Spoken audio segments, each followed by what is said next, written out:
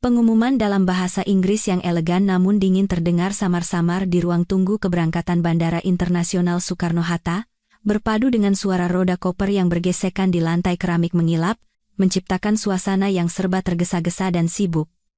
Aku, Kartika Sari, sedang berdiri dalam antrean untuk check-in penerbangan ke London. Ujung jariku mengetuk-ngetuk sampul paspor tanpa sadar. Proyek kerjasama internasional selama 3 bulan ini sangat penting untuk pembukaan pasar Eropa bagi perusahaan kami, Nusantara Inovasi. Sebagai manajer proyek, aku merasa tertekan sekaligus dipenuhi tekad untuk membuktikan diri. Antrean perlahan bergerak maju. Secara naluriah, aku memeriksa kembali dokumen-dokumenku, tiket pesawat, visa, dokumen proyek, dan paspor. Aku segera membuka kantong paspor berwarna biru tua. Di dalamnya, ada beberapa lembar uang pound sterling dan KTP-ku yang tergeletak rapi. Namun, buku paspor bersampul merah marun yang menjadi bukti hakku untuk keluar masuk negara tidak ada di sana. Jantungku serasa jatuh sebelum mulai berdebar kencang seperti jenderang. Tidak mungkin. Aku ingat betul meletakkannya di sini tadi malam saat membereskan koper. Budi bahkan secara khusus mengingatkanku, Kartika, paspor itu penting, loh. Jangan sampai lupa, ya. Waktu itu aku masih tertawa dan menjawabnya, tenang saja, Mas. Kapan istrimu ini pernah ceroboh?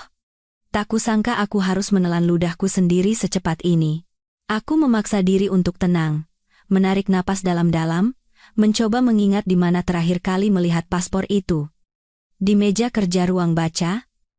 Di nakas kamar tidur? Atau di rak dekat pintu masuk? Ingatanku kabur, tapi satu hal yang pasti, paspor itu tidak ada di kantong ini. Aku melirik jam tangan. Masih ada sedikit waktu sebelum konter check-in ditutup, tetapi jika aku harus pulang untuk mengambilnya dan kembali lagi ke bandara, waktunya akan sangat mepet, bahkan mungkin ketinggalan pesawat. Keringat dingin mulai membasahi punggung kemejaku. Proyek ini sangat penting bagi perusahaan dan diriku. Gagal hadir di hari pembukaan proyek adalah kesalahan fatal. Tanpa ragu sedetik pun, aku menarik koperku keluar dari antrean. Sambil berjalan cepat menuju pintu keluar, aku membuka aplikasi untuk memesan taksi daring. Bersamaan dengan itu, aku harus menelepon Budi. Aku meneleponnya, menunggu cukup lama sebelum panggilanku diangkat. Latar belakang suaranya cukup ramai, sekelebat terdengar tawa samar seorang wanita, tetapi cepat menghilang. Mas Budi, pasporku ketinggalan di rumah. Aku harus segera pulang untuk mengambilnya, penting sekali. Kataku dengan cepat, berusaha menjaga suara agar tetap tenang. Apa? Ketinggalan paspor? Suara Budi terdengar jengkel, nyaris tanpa ditutupi. Kenapa kamu bisa tidak teliti? Sudah mau naik pesawat baru sadar. Nada suaranya yang menyalahkan membuat hatiku pedih. Kami sudah menikah selama 5 tahun, dan sepertinya ia sudah terbiasa untuk selalu menyalahkan dan mempertanyakan diriku terlebih dahulu saat aku paling membutuhkan dukungan. Sifat Ibu Puspita, ibu mertuaku, perlahan meresap ke dalam ucapan dan tindakannya. Sekarang bicara itu tidak ada gunanya. Aku sedang dalam perjalanan pulang. Akan lebih baik kalau Mas bisa pulang dan bantu aku mencarinya. Seingatku, mungkin ada di ruang baca atau kamar tidur. Aku menekan rasa kesalku, mencoba berbicara setenang mungkin. Aku sedang bertemu klien penting. Tidak bisa pergi, tolak Budi seketika. Suaranya terdengar formal dan menjaga jarak. Bukankah hari ini ibu bilang mau mampir ke apartemen kita untuk menyiram tanaman? Coba saja telepon beliau, tanyakan apa sudah sampai. Minta tolong beliau carikan. Klien penting. Aku ingin bertanya lebih lanjut, tetapi waktu terlalu sempit untuk berdebat. Baiklah. Kalau begitu aku akan hubungi ibu. Kalau urusanmu sudah selesai, cepat pulang ya, aku takut tidak keburu. Iya. Tahu. Hati-hati di jalan? Jawabnya sekenanya, lalu cepat-cepat menutup telepon. Aku menatap layar ponsel yang sudah mati.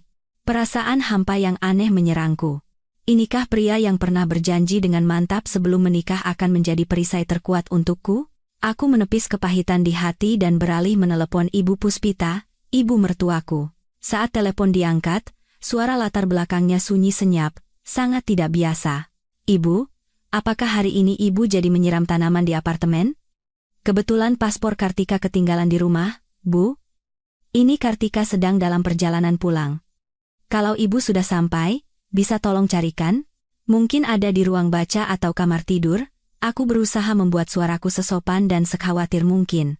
Oh, Kartika, ya, nak. Suara Ibu Puspita terdengar sengaja diperpanjang, menyiratkan kelambanan. Ibu belum berangkat dari rumah. Namanya juga sudah tua, apa-apa jadi lambat. Kenapa harus buru-buru? Pesawatnya juga belum berangkat, kan? Jantungku berdebar kencang.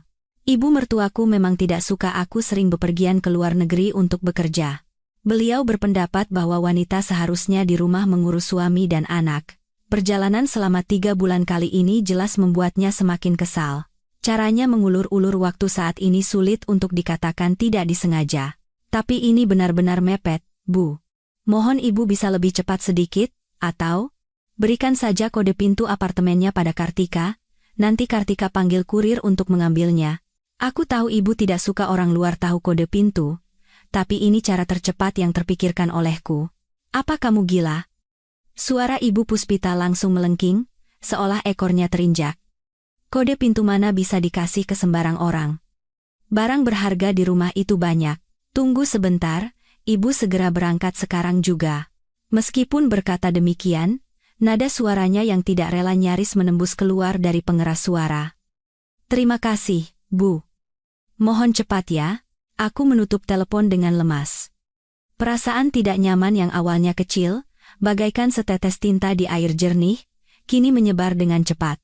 Sikap acuh tak acuh budi, cara Ibu Puspita mengulur waktu berbagai sinyal ini terjalin menjadi satu, membentuk sebuah gambaran samar yang menakutkan.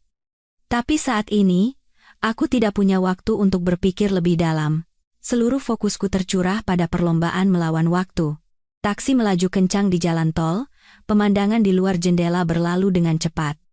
Aku terus-menerus melirik jam, menghitung waktu yang dibutuhkan untuk setiap tahap. Beruntung, lalu lintas hari ini lancar secara ajaib. Aku tiba di depan gedung apartemen 15 menit lebih cepat dari perkiraan. Aku membayar, turun dari mobil, menarik koper, dan berlari masuk ke dalam gedung, lalu melesat ke dalam lift. Saking terburu-burunya, aku bahkan tidak menyadari ada sebuah sedan hitam yang tak pernah kulihat terparkir di bawah.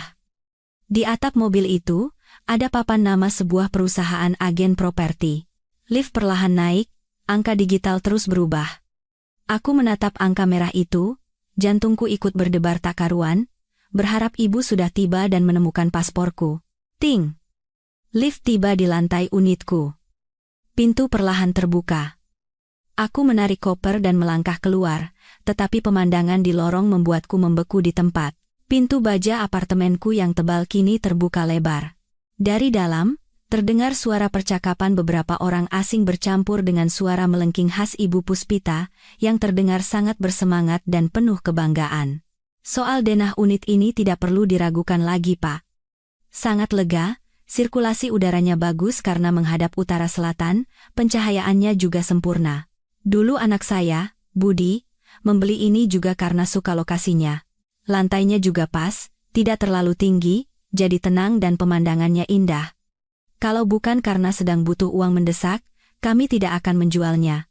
Sayang sekali, loh, kata menjual bagaikan tusukan es yang menghunjam telingaku, menembus hingga ke otak, rasa dingin yang menusuk menjalar dari ujung kaki ke seluruh tubuh. Darah di tubuhku seakan membeku seketika. Aku berdiri terpaku di depan pintu, jari-jariku mencengkeram gagang koper begitu erat hingga kuku menancap ke telapak tangan. Rasa sakit yang sedikit itu memastikan bahwa ini bukan halusinasi. Aku menahan napas, bergerak maju 2 langkah dalam diam, mengintip melalui celah pintu yang terbuka dan melihat situasi di dalam dengan jelas. Di ruang tamu, Ibu Puspita mengenakan setelan sutra berwarna ungu manggis yang baru, rambutnya disanggul rapi. Wajahnya penuh senyum yang terlihat terlalu antusias. Di sampingnya, ada 2 pria paruh baya berjas yang mengenakan kartu identitas karyawan. Sekilas saja sudah jelas mereka adalah agen properti. Salah satunya sedang sibuk memotret dengan tablet, sementara yang lain menimpali ucapan ibu. Betul sekali, Bu Puspita. Unit ini terawat dengan sangat baik. Harga 4,8 miliar ini memang sedikit di bawah harga pasar, tapi mengingat ibu ingin menjual cepat, harga ini sangat masuk akal, kata salah seorang agen. 4,8 miliar. Apartemenku, rumahku. Otakku terasa kosong. Telingaku berdengung. Syok, marah. Tidak percaya, berbagai emosi menyerbu seperti tsunami, nyaris menelanku hidup-hidup. Aku bisa merasakan gigiku bergemeletuk tak terkendali. Ibu Puspita masih terus membanggakan. Anak saya, Budi, memang hebat. Apartemen sekecil ini tidak ada apa-apanya bagi dia. Kebetulan di kampung halaman kami ada proyek yang butuh dana cepat. Kalau tidak, lokasi seperti ini, proyek sekelas ini, disimpan sebentar saja harganya pasti naik lagi. Saat berbicara, ujung jarinya tanpa sengaja mengelus foto pernikahan kami yang tergantung di dinding. Di matanya, tidak ada sedikit pun rasa bersalah, hanya perasaan seolah sedang mengurus aset miliknya sendiri secara sah. Tiba-tiba, pandangan Ibu Puspita beralih ke arah pintu dan bertemu dengan tatapan dinginku. Senyum di wajahnya membeku seketika, seolah tombol jeda ditekan. Pupil matanya mengecil dengan cepat, kepanikan terpancar jelas. Namun, hanya sesaat, kepanikan itu digantikan oleh sikap angkuh dan kekesalan yang lebih dalam. Beliau mungkin tidak menyangka bahwa aku, yang seharusnya sudah berada di pesawat menuju London, akan muncul di depan pintu rumah seperti hantu.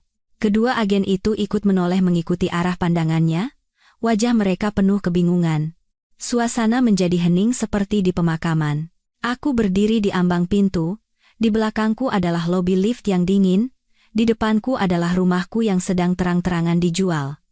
Kemarahan mendidih di dadaku, nyaris meledak keluar dari tenggorokan, tapi aku menggigit bibirku kuat-kuat, menggunakan seluruh tenaga untuk menekan emosi yang siap menghancurkan segalanya itu kembali ke dalam.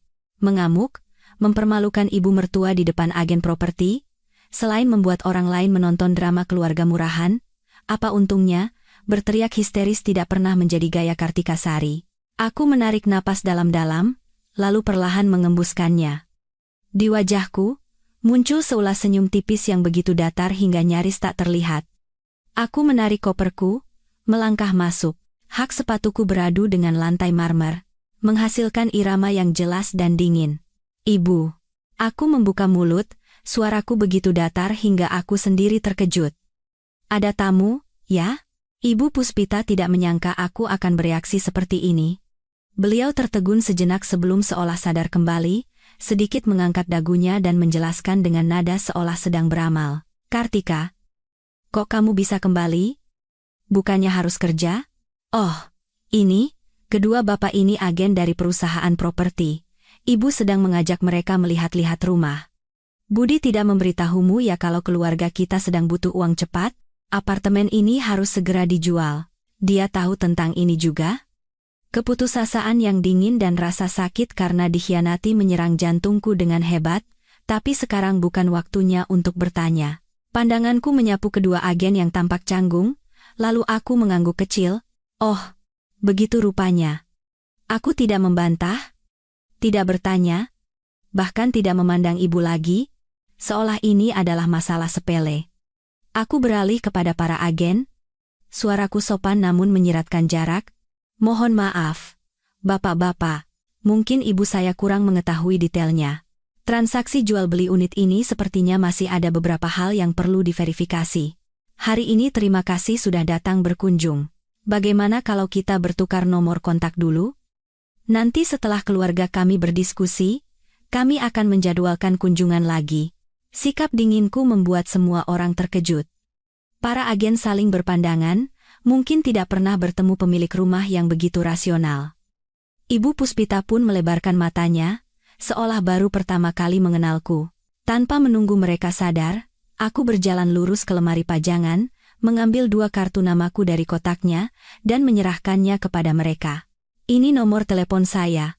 Untuk urusan selanjutnya, bisa langsung menghubungi saya. Para agen menerima kartu nama itu. Mereka melihat jabatan Direktur Proyek, PT Nusantara Inovasi dan nama Kartika Sari di kartu nama, lalu membandingkannya dengan wajah Ibu Puspita yang sudah pucat pasi. Sepertinya mereka mulai mengerti sesuatu. Mereka buru-buru mengangguk. Baik, Bu Kartika. Kalau begitu kami tidak akan mengganggu lagi. Kami tunggu kabarnya. Setelah berkata begitu, mereka nyaris berlari keluar dari rumahku.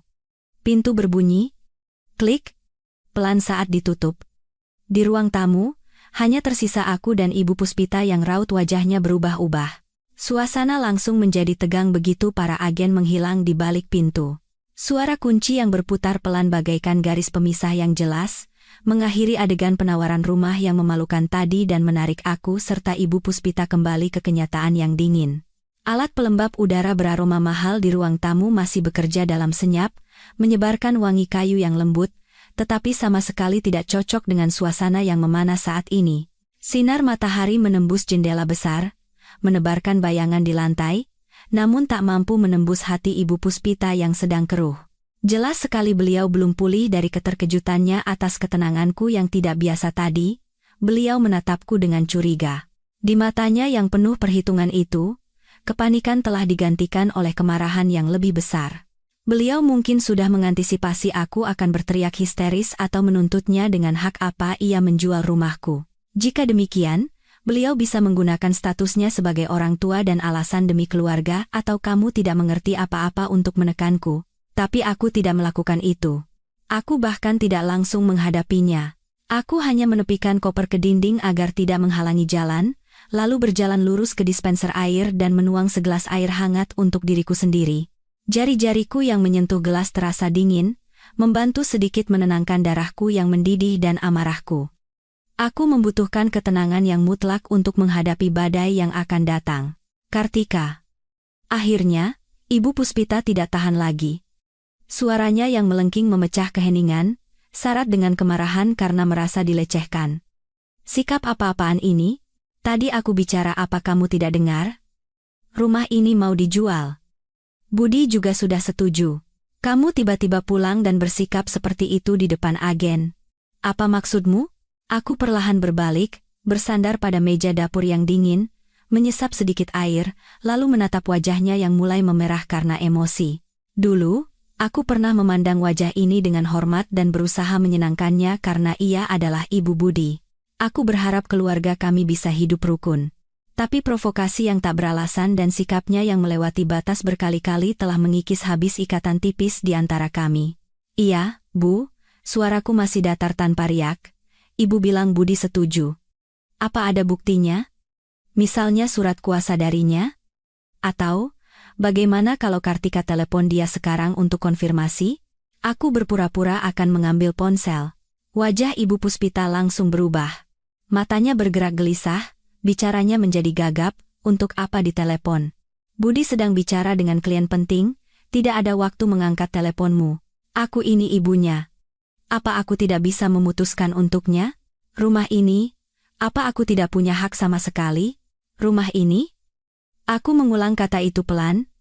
Sudut bibirku terangkat membentuk senyum sinis. Apakah ibu lupa? Sertifikat tanah rumah ini atas nama siapa? Perkataan ini bagaikan jarum yang menusuk balon keangkuhan Ibu Puspita hingga pecah. Beliau seperti kucing yang ekornya terinjak. Langsung waspada. Apa maksudmu? Kartika, apa kamu sedang pamer kalau rumah ini milikmu? Akan ku beritahu ya, meskipun namanya atas namamu. Tapi itu dibeli dengan uang hasil kerja keras anakku. Ini adalah aset keluarga kami. Kamu menikah masuk ke keluarga ini, dirimu dan semua barangmu adalah milik keluarga kami. Sekarang aku butuh uang cepat, menjual rumah sendiri. Apa salahnya? Aset keluarga kami. Aku nyaris tertawa. Tawa yang dingin dan penuh keputusasaan. Jadi, inilah pemikiran yang mengakar kuat di benak ibu dan anak ini. Aku meletakkan gelas, tidak lagi menyembunyikan tatapan dingin di mataku. Ibu selalu bilang ini uang Budi yang membelinya. Kalau begitu, apa ibu tahu berapa harga penuh apartemen ini? Berapa uang mukanya? Berapa cicilan per bulannya? Apa ibu pernah melihat perjanjian kreditnya? Rentetan pertanyaanku bagaikan batu-batu dingin yang dilemparkan. Ibu Puspita terdiam. Beliau tidak tahu angka-angka pasti ini, atau mungkin memilih untuk tidak tahu dan hanya percaya bahwa putranya hebat. Untuk apa aku peduli soal itu? Yang jelas anakku hebat. Beliau mencoba membantah, tetapi kepercayaan dirinya jelas menurun. Tatapannya mulai menghindar. Aku tahu, inilah saatnya. Berdebat lebih jauh tidak ada gunanya, hanya akan berputar-putar dalam argumen aset keluarga kami yang konyol. Aku butuh bukti, bukti yang akan membuat mereka terpojok dan tidak bisa membantah. Iya, Bu, Ibu benar. Budi memang yang paling hebat. Aku mengubah sikap, tiba-tiba setuju dengannya. Suaraku terdengar seolah pasrah. Tapi, menjual rumah itu urusan besar. Bu, tetap saja harus periksa sertifikat. KTP? Apakah dokumennya lengkap atau tidak? Kartika ingat menyimpannya di brankas di ruang baca. Aku berbicara sambil berjalan santai menuju ruang baca. Ibu Puspita tertegun sejenak, seolah tidak bisa mengikuti perubahanku. Tapi begitu mendengar kata sertifikat dan brankas, beliau seperti teringat sesuatu. Wajahnya memancarkan kepanikan. Beliau buru-buru mengikutiku. Mulutnya masih mengomel. Untuk apa dilihat? Barang-barang itu aku tahu di mana, tidak usah kamu ikut campur. Semakin beliau melarang, semakin besar kecurigaan dan tekad di hatiku. Apa yang Budi lakukan di belakangku? Atau jangan-jangan dia sudah diam-diam mengambil barang di brankas? Ruang baca masih sama seperti saat ku tinggalkan, bersih, rapi, dan beraroma buku. Brankas kecil untuk rumah tangga diletakkan di bawah meja kerja. Aku berjongkok, jariku menekan papan ketik sandi. Sandi ini hanya aku dan Budi yang tahu. Aku menarik napas dalam-dalam, menekan kombinasi sandi, tanggal ulang tahun pernikahan kami. Tik. Suara pelan terdengar, lampu hijau menyala, dan pintu brankas terbuka. Ibu Puspita mendesak dari samping, mencondongkan tubuhnya untuk melihat ke dalam, napasnya terengah-engah. Brankas itu terbagi 2 tingkat.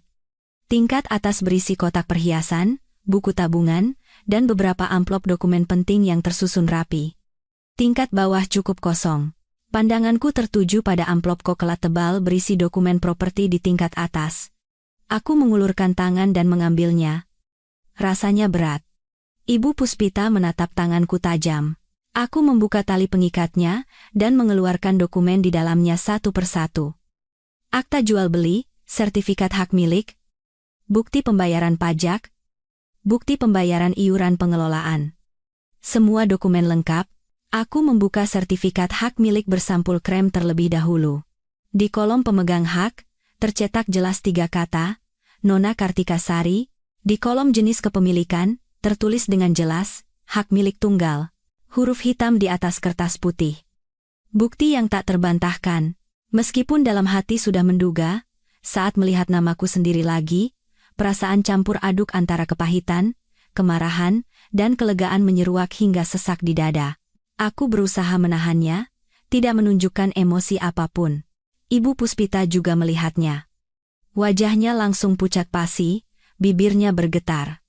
Beliau mencondongkan tubuhnya lebih dekat hingga wajahnya nyaris menempel pada sertifikat itu. Tidak mungkin, pasti salah tulis, apartemen ini anakku. Beliau mengulurkan tangan dengan cepat, berniat merebut sertifikat itu, tapi aku sudah siap. Aku membalik pergelangan tanganku, menutup sertifikat itu, dan mengumpulkan semua dokumen, memeluknya erat di dadaku. Aku berdiri dengan cepat, menatapnya dari atas. Ibu, lihat yang jelas, suaraku dingin seperti es.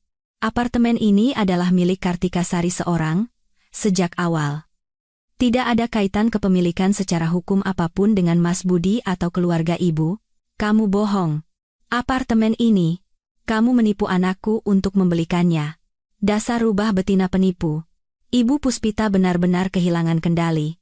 Beliau menunjuk-nunjuk dan memakiku seperti pedagang di pasar, air liurnya nyaris mengenai wajahku. Akan kuberitahu ya, Kartika, apartemen ini harus kamu jual. Jual, lalu serahkan uangnya pada Budi untuk investasi. Itu adalah kewajiban seorang istri. Melihat sikap histerisnya, rasa hormat terakhirku padanya sebagai orang tua lenyap sudah. Berbicara tentang hukum dan fakta dengan orang yang tidak bisa berkomunikasi dan hanya memegang teguh alasannya sendiri sama saja seperti berbicara dengan tembok. Aku tidak lagi mempedulikan makiannya, tetapi mulai memeriksa barang-barang lain di brankas dengan cepat dan teliti. Beberapa perhiasan mahalku masih ada lengkap. Buku tabungan juga tidak ada tanda-tanda disentuh.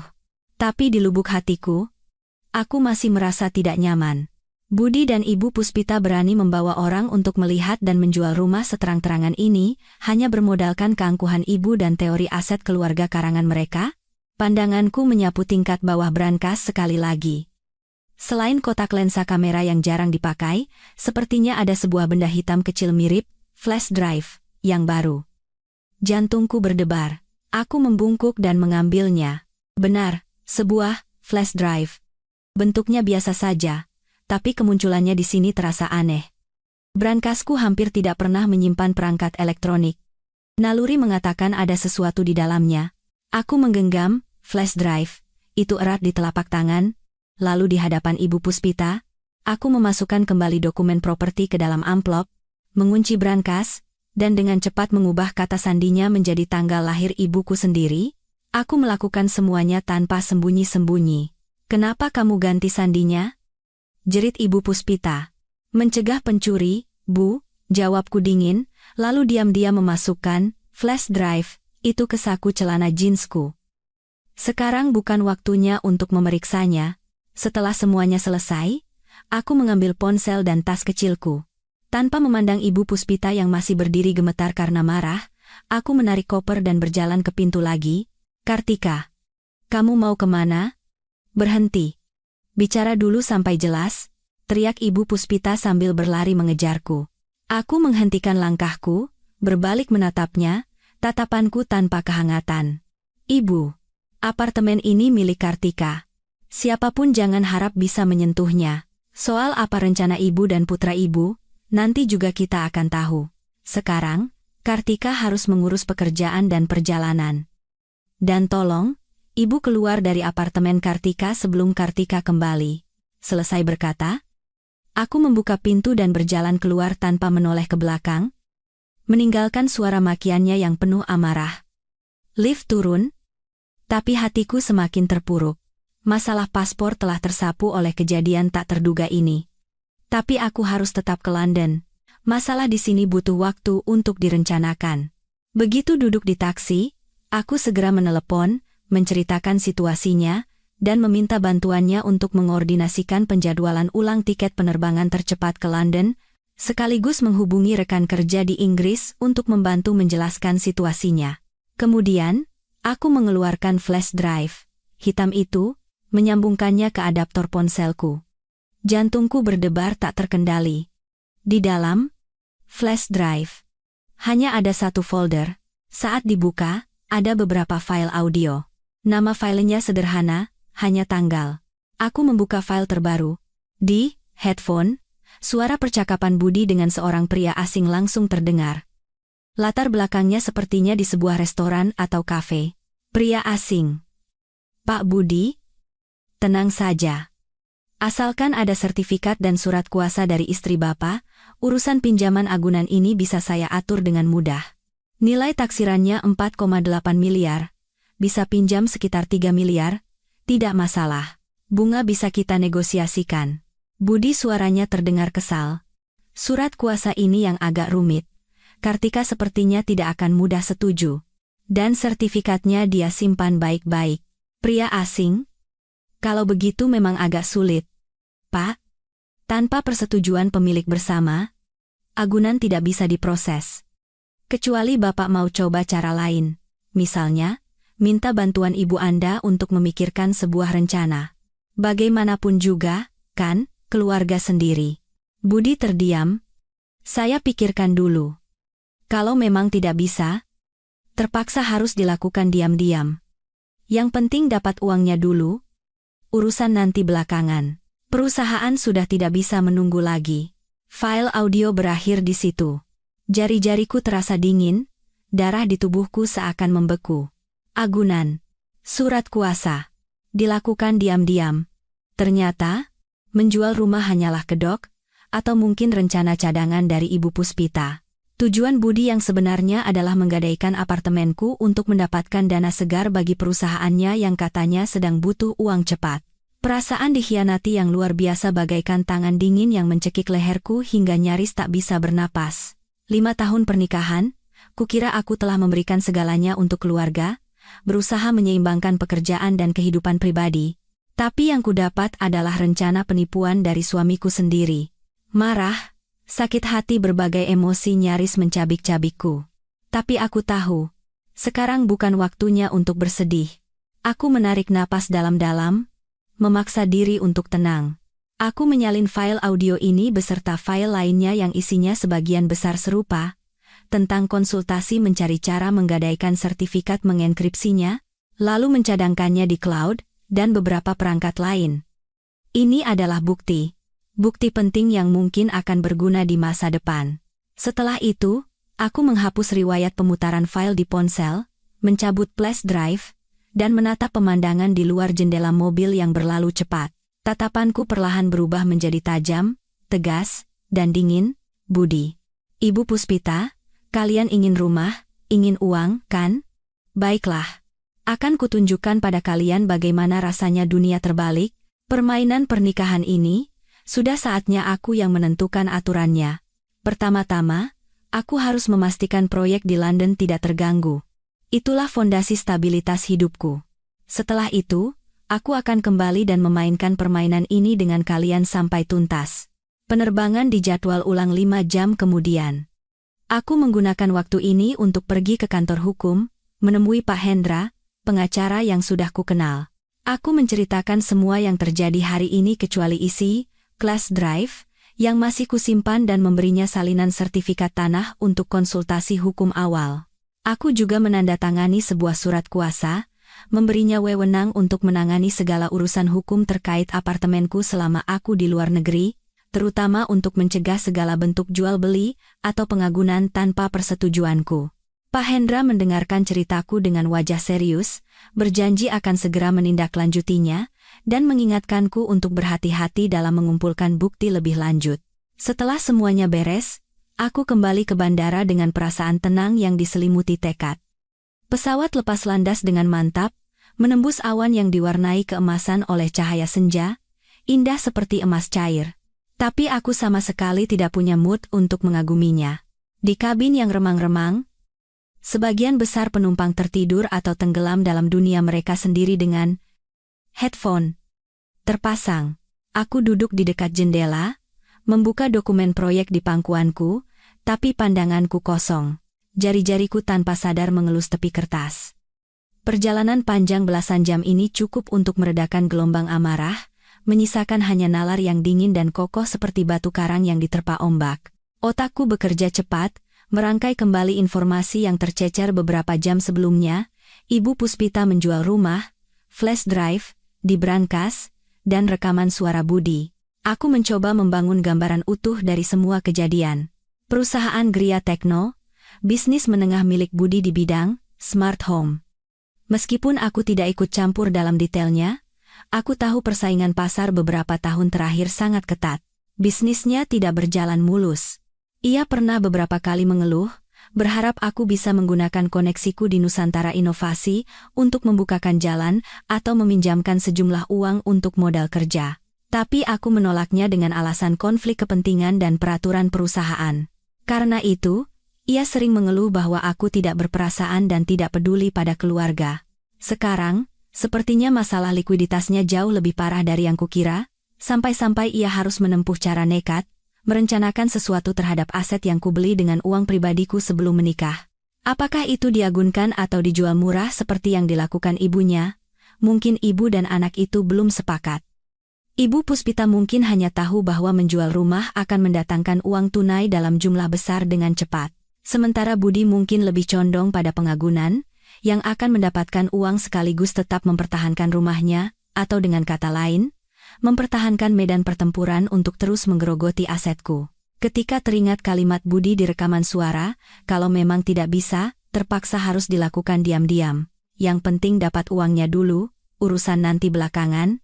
Rasa dingin kembali menjalar di tulang punggungku. 5 tahun berbagi ranjang, aku tidak pernah tahu dia bisa sedingin dan selicik ini. Surat kuasa, bagaimana caranya? Memalsukan tanda tanganku? Atau memanfaatkan kepergianku selama 3 bulan untuk mencari cara menggunakan KTP dan stempel pribadiku? Jantungku serasa diremas oleh tangan tak terlihat, rasa sakit menyebar hingga sesak napas. Aku memejamkan mata, menghirup udara kering dan dingin di kabin dalam-dalam. Jangan menangis, Kartika. Orang seperti ini tidak pantas mendapatkan air matamu. Air mata adalah senjata orang lemah, dan yang kubutuhkan sekarang adalah baju zirah dan pedang. Aku mengembalikan fokusku pada dokumen proyek. Penetrasi pasar Eropa adalah pertempuran sengit. Di internal Nusantara Inovasi sendiri persaingannya tinggi, banyak yang mengawasiku, seorang direktur muda yang naik jabatan dengan cepat berkat prestasi. Proyek ini harus berhasil, tidak boleh gagal. Ini tidak hanya menyangkut masa depan karierku, tetapi juga jaminan hidupku dan jalan keluar dari kubangan lumpur ini.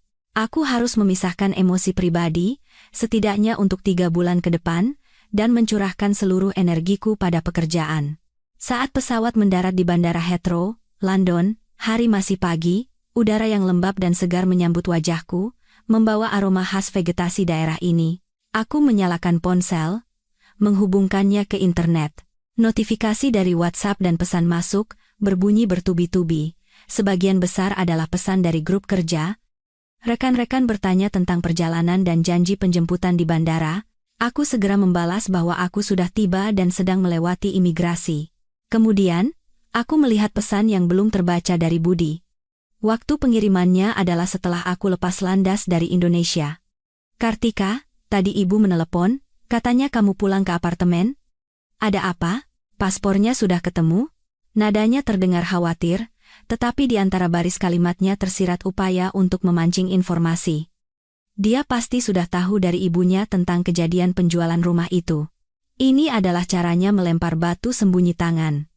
Aku tertawa sinis, tidak langsung membalas. Sekarang bukan waktunya untuk berperang. Berdebat melalui telepon lintas benua hanya akan membuang-buang energi dan emosi tanpa hasil. Aku butuh waktu untuk merencanakan dan melihat apa langkah selanjutnya. Aku membalas singkat, paspor sudah ketemu. Sudah sampai di London, semua baik-baik saja. Tidak usah khawatir. Kemudian, aku menonaktifkan notifikasi darinya. Hari-hari berikutnya berlalu dengan kesibukan luar biasa, seperti jam yang diputar penuh. Perbedaan waktu, lingkungan kerja baru, negosiasi proyek yang rumit, manajemen tim semuanya menyita waktu dan energiku. Siang hari bekerja keras, malam hari kembali ke apartemen dan seringkali langsung tertidur pulas. Nyaris tidak ada waktu untuk menghubungi Indonesia. Aku sengaja mengurangi frekuensi komunikasi dengan Budi. Dari yang biasanya menelepon atau video call setiap hari, berubah menjadi 2-3 hari sekali mengirim pesan singkat. Awalnya ia masih mengirim pesan perhatian, tapi kemudian mungkin merasakan sikap dinginku, ditambah mungkin rasa bersalah di lubuk hatinya, komunikasi kami pun semakin renggang. Isinya pun kebanyakan basa-basi, yang justru menguntungkanku, memberiku ruang yang kubutuhkan. Di sela-sela kesibukan kerja, aku berkomunikasi dengan Pak Hendra, pengacaraku di Indonesia, melalui saluran komunikasi terenkripsi. Beliau memberitahu bahwa tidak lama setelah aku berangkat, ada seseorang tak dikenal yang mengaku sebagai kerabat pemilik unit. Mencoba menanyakan prosedur dan dokumen yang dibutuhkan untuk mendaftarkan agunan apartemenku ke kantor pertanahan. Namun, karena tidak memiliki dokumen penting seperti sertifikat asli, KTP, dan surat kuasa dariku, mereka tidak bisa melakukan tindakan konkret apapun.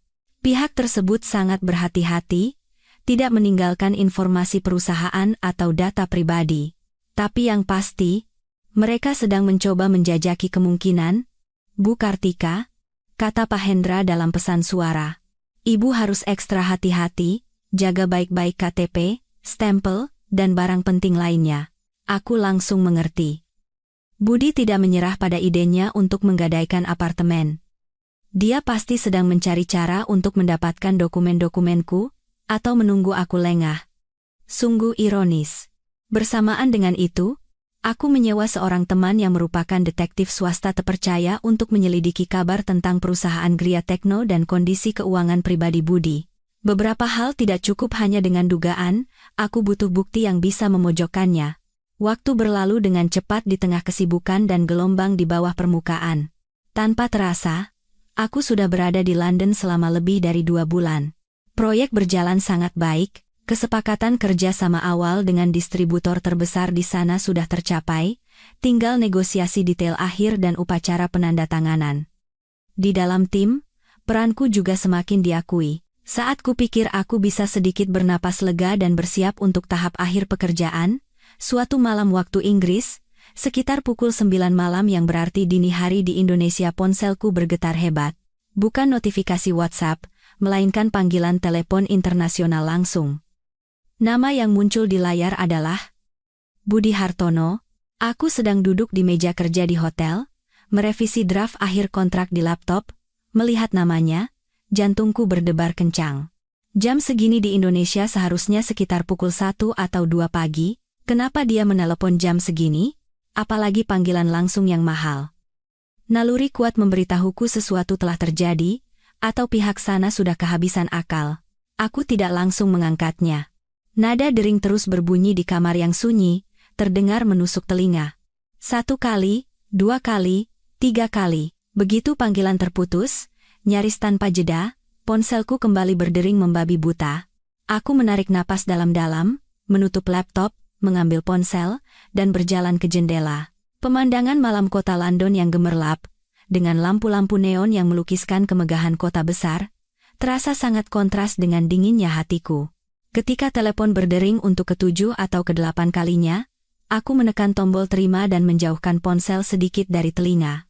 Sesuai dugaan, suara bentakan Budi yang nyaris gila langsung meledak dari pengeras suara. Serak dan melengking, penuh amarah dan kepanikan yang luar biasa, kehilangan semua ketenangan palsu yang selama ini ia tunjukkan. Kartika, apa yang sudah kamu lakukan? Hah? Katakan, perbuatan gila. Apa yang kamu lakukan di belakangku? Suaranya pecah karena emosi yang meluap-luap. Di latar belakang, samar-samar terdengar isak tangis histeris Ibu Puspita. Aku memasang wajah datar, suaraku tenang tanpa riak, bahkan menyiratkan ketidakpahaman yang disengaja. Mas Budi? Ini dini hari. Loh. Menelepon hanya untuk berteriak-teriak tidak jelas seperti ini? Gila? Aku dibuat gila olehmu.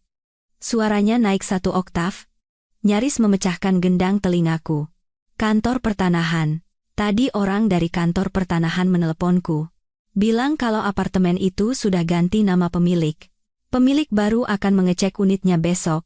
Menyuruh kita segera pindah. Ini omong kosong apa? Kata-katanya meluncur seperti rentetan tembakan. Informasinya banyak dan membingungkan, tetapi inti pesannya sangat jelas. Rumah itu telah dijual. Jantungku sempat berdetak tak beraturan, tetapi kemudian digantikan oleh ketenangan yang sudah kuantisipasi. Pak Hendra bekerja lebih cepat dari yang kukira, atau mungkin Budi dan ibunya sendirilah yang mempercepat prosesnya. Surat kuasa yang kutandatangani sebelum berangkat memberinya wewenang untuk mengambil tindakan darurat guna melindungi asetku jika ditemukan ada pihak yang mencoba mengelolanya secara tidak sah. Sepertinya, tindakan Budi atau ibunya telah memicu klausul itu, tapi aku tetap berpura-pura tidak tahu, bahkan tertawa kecil. Tawa yang terdengar melalui telepon ke telinga Budi pasti sangat menusuk. Ganti nama pemilik? Oh, soal itu? Iya. Benar, Kartika yang menjualnya. Laku 4,8 miliar, harganya mungkin sedikit di bawah pasaran, tapi pembelinya bayar tunai, jadi cepat. Menurut Kartika cukup menguntungkan. Kamu jual? Apa kamu menjual rumahku?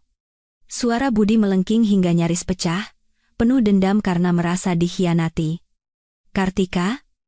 Apa kamu sudah gila? Itu rumah yang ibu siapkan untuk pernikahan kita. Itu aset keluarga, hak apa kamu menjualnya tanpa persetujuanku? Lalu ibu mau tinggal di mana? Aku mau tinggal di mana? Rumahmu? Aset keluarga? Aku mengulang kata-katanya, nada suaraku penuh cemoohan yang tak disembunyikan.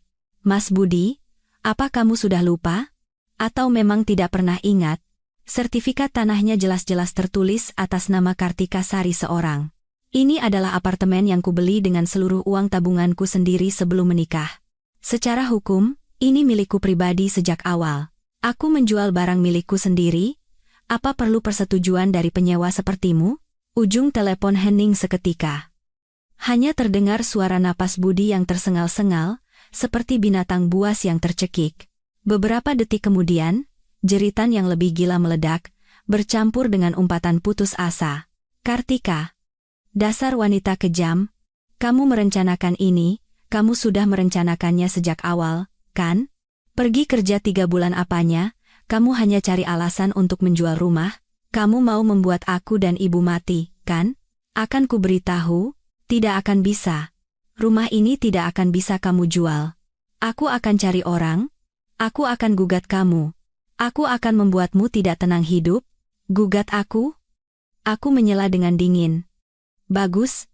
Silakan saja. Kebetulan, aku juga punya sesuatu yang ingin kuperlihatkan pada hakim. Misalnya, bukti rekaman suara seseorang yang mencoba memalsukan surat kuasa untuk menggadaikan harta bawaan istrinya. Ujung telepon kembali hening. Kali ini, bahkan suara napasnya pun melemah. Aku bisa membayangkan wajah Budi saat ini, pasti pucat pasi karena terkejut. Dia pasti tidak pernah bermimpi aku memiliki kartu truf ini. Setelah lama, barulah ia bertanya dengan suara yang nyaris lemah dan bergetar, Kamu dapat rekaman itu dari mana? Soal itu, kamu tidak perlu khawatir, suaraku datar. Mas Budi, demi kita pernah menjadi suami istri selama 5 tahun, aku beri kamu dan ibu waktu 3 hari untuk berkemas dan pindah dari apartemenku. Tentu saja, kalau kalian mau bertarung di pengadilan, aku selalu siap, tapi kusarankan, pikirkan baik-baik, kalau masalah ini sampai ke pengadilan, siapa yang akan kehilangan muka dan siapa yang akan rugi lebih besar. Selesai berkata, aku tidak memberinya kesempatan untuk berteriak atau memohon lagi. Aku langsung memutus sambungan. Sesaat setelah telepon ditutup, dunia kembali sunyi. Tapi aku tahu, ini bukan akhir. Budi dan ibunya tidak akan begitu saja terusir dari rumah. Serangan balasan yang lebih sengit pasti akan datang. Layar ponsel menyala lagi. Angka panggilan tak terjawab melompat gila-gilaan. 98, 99. Aku menatap angka merah terang itu. Sudut bibirku terangkat membentuk senyum dingin. Teruslah menelepon. 99 panggilan ini bagaikan 99 tamparan keras. Tidak hanya membangunkanku dari mimpi terakhirku, tetapi juga menghancurkan ilusi pernikahan kami yang sudah hancur lebur. Perang baru saja dimulai. Dan aku, Kartika Sari, siap untuk melawan habis-habisan. Aku mengangkat telepon internal hotel, menelepon kamar asistenku, memberitahu tim untuk rapat di ruang pertemuan setengah jam lagi. Draft kontrak terakhir memiliki beberapa poin yang ingin kuubah dan diskusikan segera. Pekerjaan adalah benteng terkuatku saat ini. Setelah panggilan telepon yang penuh amarah dari Budi, kamar hotel menjadi sunyi senyap. Hanya suara peluit kapal sayup-sayup terdengar dari pelabuhan di kejauhan, mengingatkanku di mana aku berada. Angka panggilan tak terjawab di layar ponselku berhenti di 99, bagai bekas luka berwarna merah terang yang merekam badai emosi barusan. Jantungku berdebar kencang. Bukan karena sedih atau takut, melainkan karena rasa dingin yang nyaris mati rasa dan ketenangan yang aneh. Ketika semuanya akhirnya terungkap, topeng kehangatan telah terkoyak. Baguslah, jadi tidak perlu lagi saling berpura-pura dan menjajaki. Aku tidak punya waktu untuk menikmati kemenangan. Ancaman putus asa Budi, aku akan gugat kamu, dan kebungkamannya setelah mendengar tentang rekaman suara, menunjukkan bahwa benteng psikologisnya telah runtuh. Tapi binatang buas yang terpojok pasti akan meronta. Dia dan ibunya tidak akan menyerah begitu saja. Serangan balasan mereka akan lebih gila dan nekat. Aku segera mengangkat telepon hotel, menghubungi asistenku, Lisa. Suaraku kembali profesional dan dingin. Lisa, beritahu tim inti, 15 menit lagi kita bertemu di ruang rapat kecil di sebelah kamarku. Draft kontrak terakhir ada beberapa poin krusial yang harus segera kita finalisasi untuk negosiasi putaran akhir dengan pihak Inggris besok. Kemudian, aku melakukan panggilan internasional ke Pak Hendra. Di Indonesia saat ini pasti sudah larut malam. Tetapi telepon hanya berdering 2 kali sebelum diangkat. Suara Pak Hendra terdengar tenang dan waspada. Ibu Kartika. Pak Hendra, maaf mengganggu waktu istirahat Bapak. Tadi Budi menelepon saya, emosinya tidak terkendali. Dia sudah tahu rumahnya dijual. Aku melaporkan situasi dengan singkat. Sudah saya duga, Bu. tidak aneh. Setelah kantor pertanahan menyelesaikan proses balik nama, sistem akan secara otomatis mengirimkan SMS pemberitahuan ke nomor telepon yang terdaftar. Reaksi keras Pak Budi ini justru semakin mengkonfirmasi niat buruknya sebelumnya. Bagaimana keadaan Ibu Kartika sendiri? Saya baik-baik saja. Pekerjaan masih berjalan sesuai rencana. Aku berhenti sejenak, merendahkan suara. Pak Hendra, saya khawatir mereka akan nekat. Ibu saya, tidak perlu khawatir, Bu. Pak Hendra langsung mengerti kekhawatiranku. Saat memproses balik nama, saya juga sudah mengaturkan tempat tinggal sementara untuk ibu Anda atas nama Anda, lengkap dengan peningkatan keamanan. Semua informasi dirahasiakan. Pihak Pak Budi tidak akan bisa melacaknya. Saya juga sudah memberitahu pihak manajemen apartemen lama Anda secara resmi bahwa pemilik baru akan serah terima unit besok, meminta kerja sama mereka, dan mengawasi orang-orang yang tidak berkepentingan yang mungkin masih bertahan atau membuat onar. Mendengar Pak Hendra telah mengatur semuanya dengan cermat, hatiku merasa sedikit lebih hangat dan lega. Ibuku adalah titik terlemahku. Aku tidak akan membiarkan mereka mengganggunya. Terima kasih banyak, Pak Hendra. Bapak benar-benar teliti. Sudah tugas saya, Bu. Suara Pak Hendra menjadi lebih serius. Bu Kartika. Dari ucapan Pak Budi barusan, saya sarankan Anda mempersiapkan hal-hal berikut. Pertama, amankan semua dokumen identitas, stempel, kartu bank penting Anda. Sebaiknya simpan di safe deposit box, bank atau titipkan pada pihak ketiga yang terpercaya. Kedua, kumpulkan dan simpan semua bukti yang bisa membuktikan bahwa Pak Budi dan ibunya mencoba mengelola aset Anda secara tidak sah, baik itu rekaman suara, pesan, atau riwayat obrolan. Ketiga, dan yang paling penting, sebelum semuanya selesai, hindari bertemu dengan mereka berdua secara langsung, terutama di masa-masa awal setelah Anda kembali ke Indonesia. Semua komunikasi sebaiknya melalui pengacara. Saya mengerti, Pak. Saya akan ingat semuanya. Bukti-bukti sudah saya cadangkan dan enkripsi.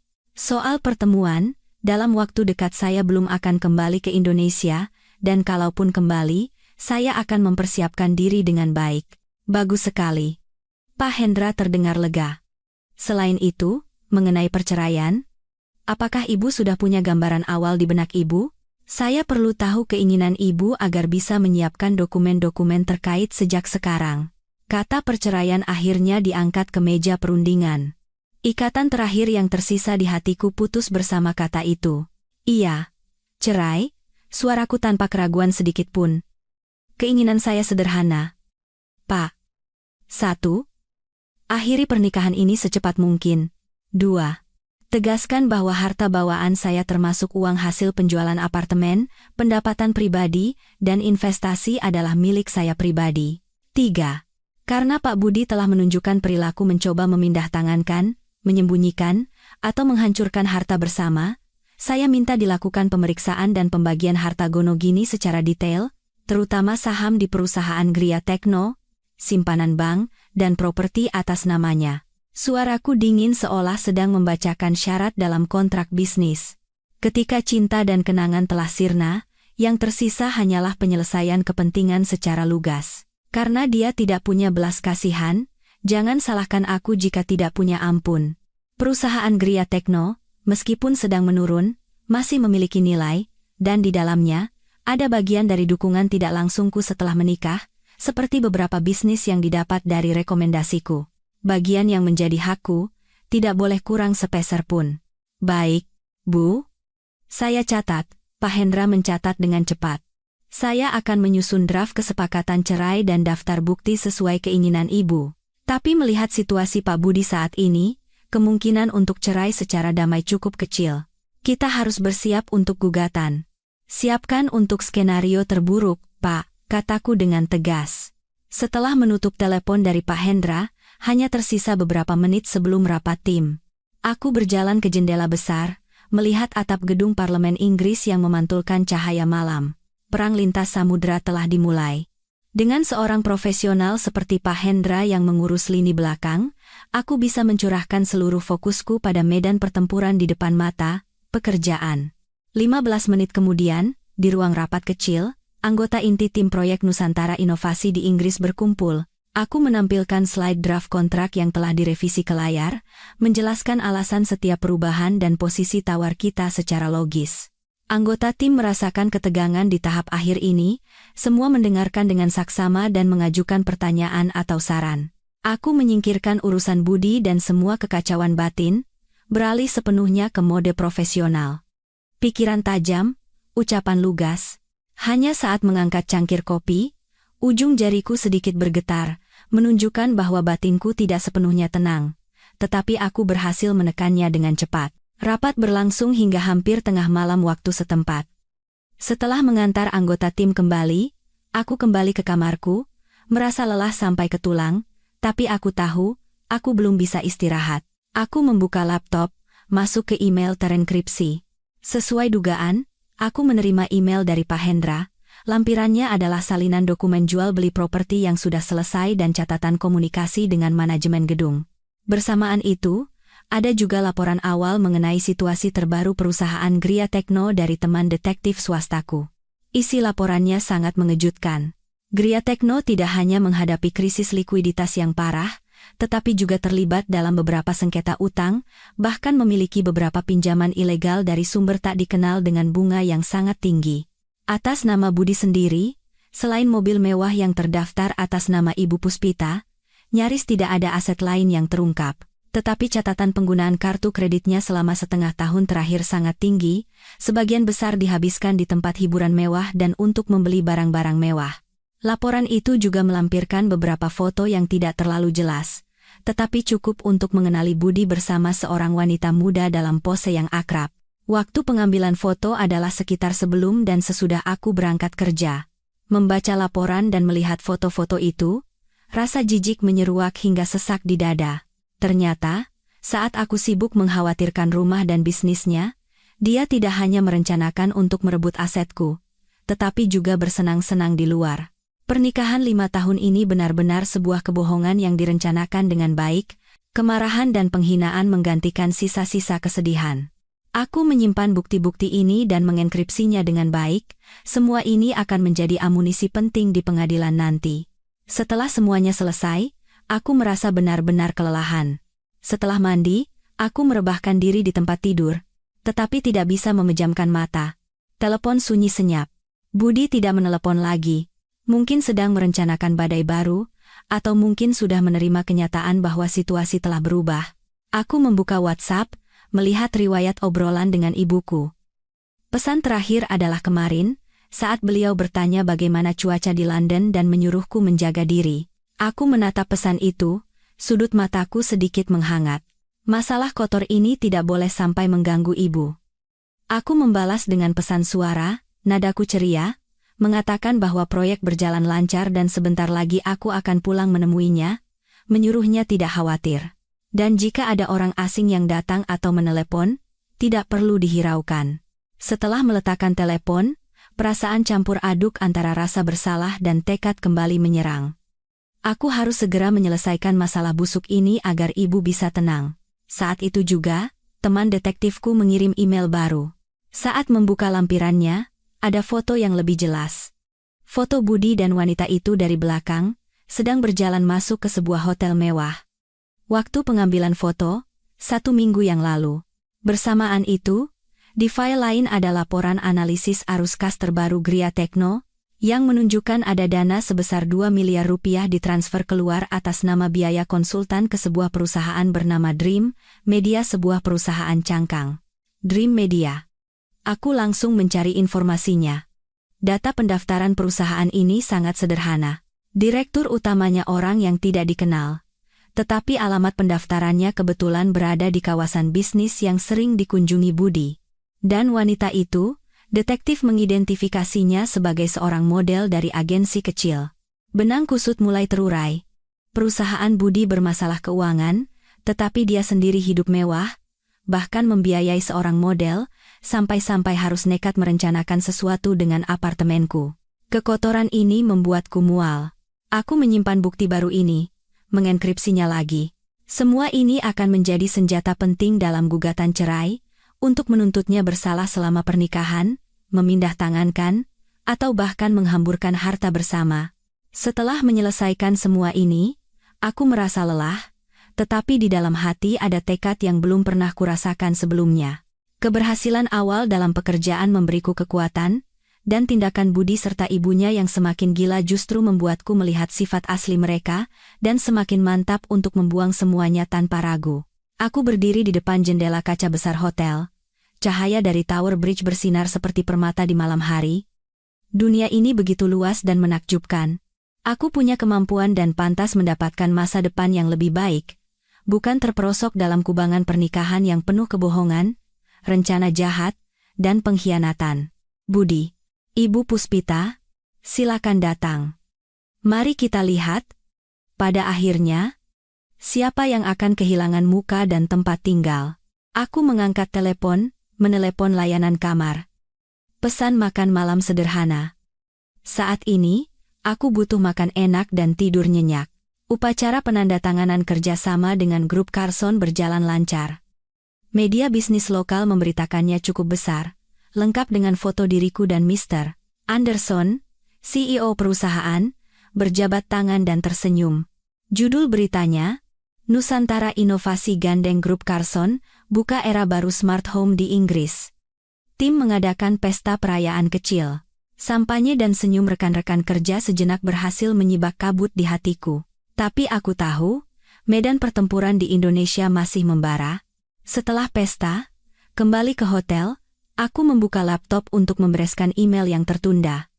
Selain email pekerjaan, email terenkripsi dari Pak Hendra datang sesuai jadwal.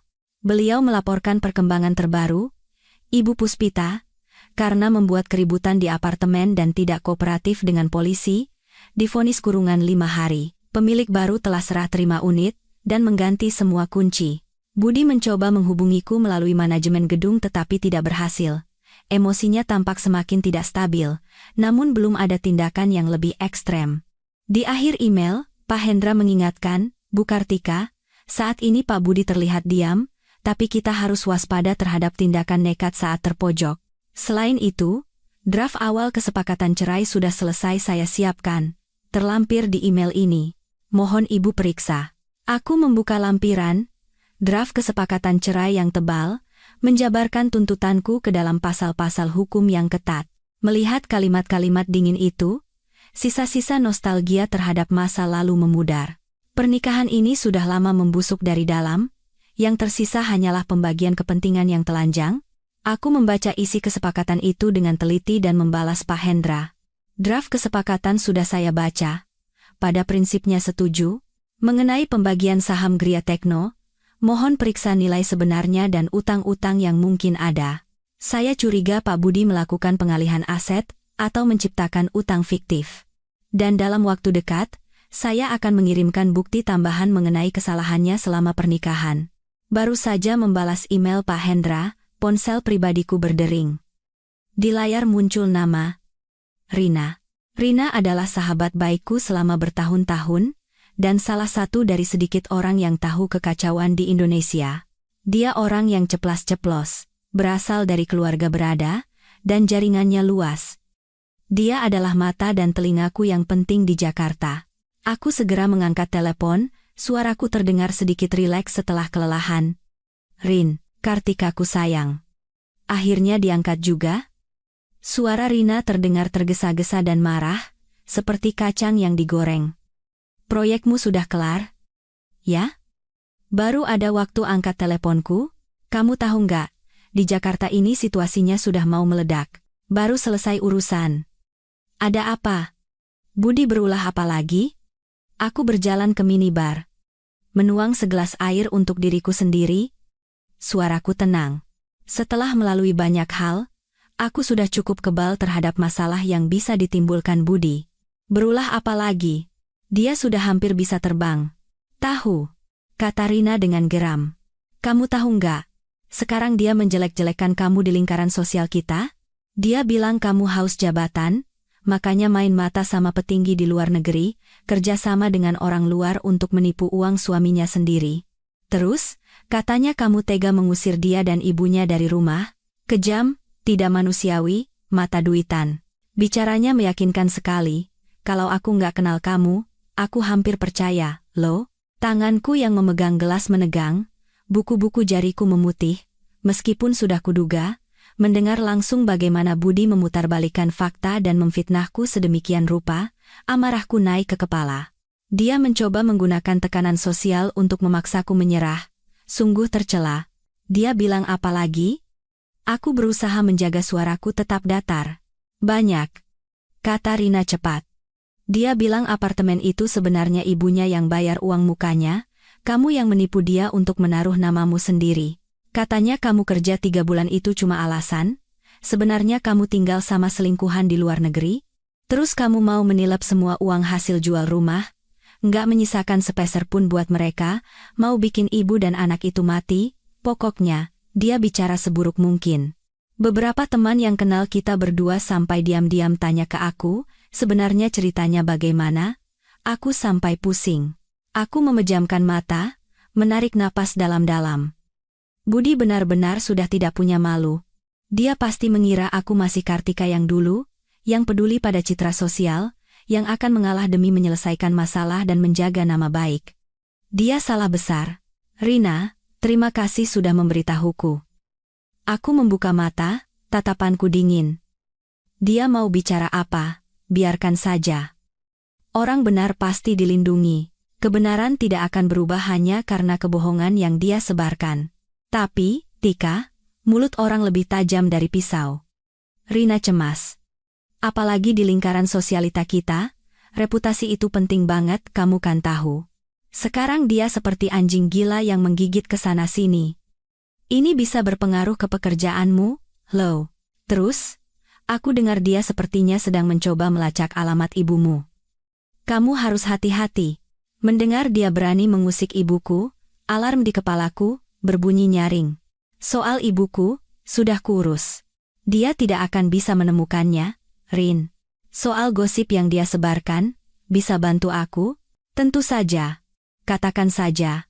Selama aku bisa, akan kubuat ibu dan anak itu malu. Jawab Rina bersemangat.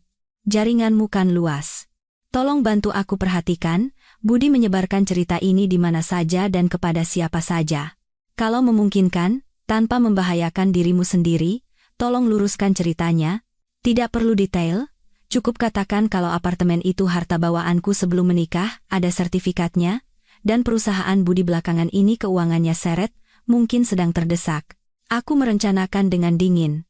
Poin pentingnya adalah mengarahkan semua orang pada fakta, bukan hanya mendengarkan cerita sepihak darinya. Gampang.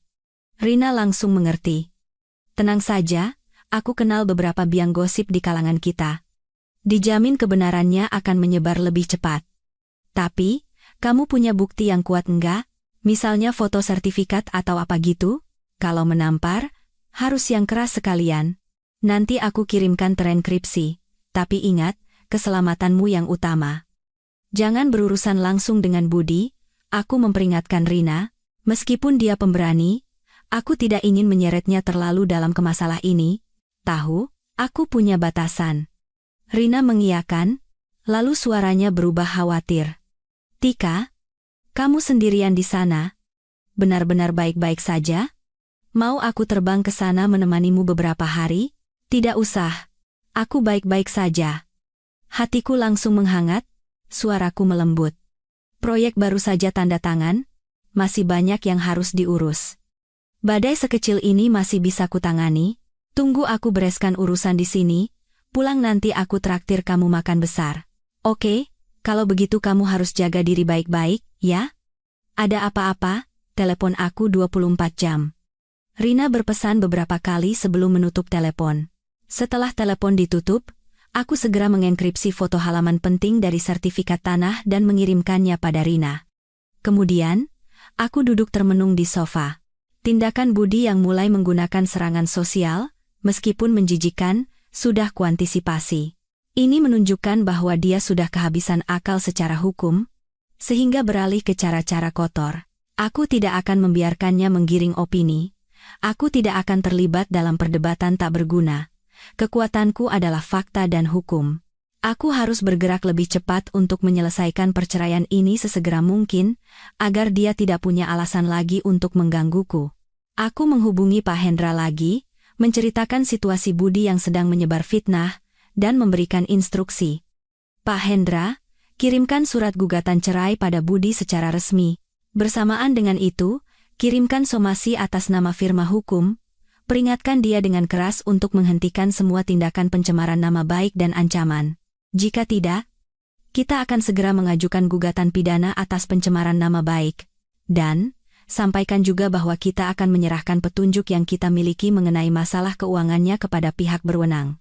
Aku ingin dia tahu bahwa menyebar fitnah ada harganya. Setelah menyelesaikan urusan ini, hari sudah sangat larut, tetapi aku tidak bisa tidur. Aku berdiri di depan jendela, memandang pemandangan malam London yang tenang, kontras dengan situasi yang membara di Jakarta. Telepon dari Rina bagaikan suntikan semangat dan cermin, yang membuatku melihat situasi dan arah masa depan dengan lebih jelas. Aku tidak berjuang sendirian, aku punya pengacara yang kompeten dan bertanggung jawab, punya sahabat yang siap membantu, punya karier yang stabil. Lalu Budi, apa yang dia punya? Ibu yang ditahan, perusahaan yang diambang kebangkrutan, dan utang yang menumpuk. Pertarungan ini, sejak saat dia berencana merebut apartemenku, hasilnya sudah ditentukan. Aku mengambil ponsel, mencari kontak yang kusimpan dengan nama Detektif K. Sudah waktunya untuk menggali lebih dalam. Budi dan model itu, serta perusahaan Dream Media. Berapa banyak rahasia yang mereka simpan? Aku menekan tombol panggil. Suaraku dingin. Pak K, ada situasi baru? Tolong periksa detail transfer dana antara Gria Tekno dan Dream Media secara menyeluruh. Dan juga, riwayat lengkap model itu serta pergerakan terbarunya. Biaya bukan masalah. Saya butuh hasil yang cepat dan detail. Setelah menutup telepon, sudut bibirku terangkat membentuk senyum dingin. Budi, kamu ingin bermain perang sosial, ingin melempar lumpur padaku, kan? Baiklah. Akan kutunjukkan padamu apa artinya serangan pendahuluan yang sesungguhnya. Tindakan Rina luar biasa cepat. Hanya dalam beberapa hari, arah angin di lingkaran sosial yang tampak tenang namun sebenarnya selalu bergejolak mulai menunjukkan perubahan halus. Awalnya, di grup obrolan para sosialita yang gemar bergosip, seseorang mulai berkata, dengar-dengar soal rumahnya Budi, kok kayaknya ceritanya nggak begitu ya? Iya, aku juga dengar. Katanya apartemen itu milik Kartika sebelum menikah, sertifikatnya juga atas nama dia sendiri. Perusahaan Budi, katanya mau bangkrut ya? Dengar-dengar utangnya banyak, lagi cari jalan keluar. Percakapan ini awalnya hanya percikan kecil, tetapi tak lama kemudian menyebar seperti minyak di wajan panas. Seseorang bahkan menempelkan foto halaman penting sertifikat tanah yang tidak terlalu jelas, tentu saja dengan sensor alamat dan nomor dokumen di mana nama Kartika dan frasa hak milik tunggal terpampang jelas. Ada yang memposting informasi sengketa hukum dan pembekuan saham terbaru perusahaan Gria Tekno. Bahkan ada yang dengan yakin mengatakan sering melihat Budi di tempat hiburan mewah dengan seorang wanita muda, menghabiskan uang seperti orang yang perusahaannya tidak sedang diambang kehancuran. Arus opini publik mulai berbalik. Orang-orang yang tadinya termakan cerita sepihak Budi dan menyalahkan Kartika mulai ragu. Jangan-jangan mereka hanya dijadikan alat, karena di lingkaran sosial ini, kepentingan dan kekuasaan adalah kebenaran yang tak terbantahkan. Seorang wanita yang mampu membeli properti mewah dengan uang tunai sebelum menikah dan memiliki karier cemerlang, dibandingkan dengan seorang pria yang perusahaannya diambang kebangkrutan dan harus menyebar fitnah tentang mantan istrinya untuk mencari simpati siapa yang lebih unggul, sudah jelas. Berita-berita ini sampai ke telingaku melalui cerita Rina yang penuh warna, saat aku sedang rapat penutupan proyek dengan tim di London. Mendengar nada suara Rina yang bersemangat di telepon, aku hanya tersenyum tipis. Rina, terima kasih, tapi ini baru permulaan. Aku tidak terlalu gembira. Membalikan opini publik memang penting, tapi ini hanya mencabut taring beracun yang disebarkan Budi, belum melukainya sampai ke akar. Sejauh yang ku kenal Budi dan ibunya, mereka tidak akan menyerah begitu saja. Sebaliknya, mereka mungkin akan semakin gila saat rencananya gagal. Dan benar saja. Tidak lama kemudian, email terenkripsi dari Pak Hendra tiba. Di dalamnya terlampir beberapa tangkapan layar postingan yang Budi gunakan dengan akun anonim di forum daring dan media sosial lokal. Isinya lebih keji. Tidak hanya mengulang fitnah lama, tetapi juga mengarang cerita baru. Bahwa aku punya perilaku pribadi yang tidak pantas, menyalahgunakan jabatan, menggelapkan uang perusahaan, dan kebohongan lainnya. Bahkan melampirkan foto-foto yang diedit seadanya, foto diriku dengan beberapa rekan kerja pria di situasi kerja normal, untuk menggiring opini bahwa aku punya hubungan tidak pantas. Bu Kartika, tindakan Pak Budi sudah masuk kategori pencemaran nama baik yang serius, kami sudah mengumpulkan buktinya. Apakah Ibu pikir kita akan langsung mengajukan gugatan? Tanya Pak Hendra di email. Aku melihat teks dan gambar-gambar menjijikan itu, merasakan gelombang mual. Manusia bisa sebegitu tidak punya malunya? Ini benar-benar membuka mataku.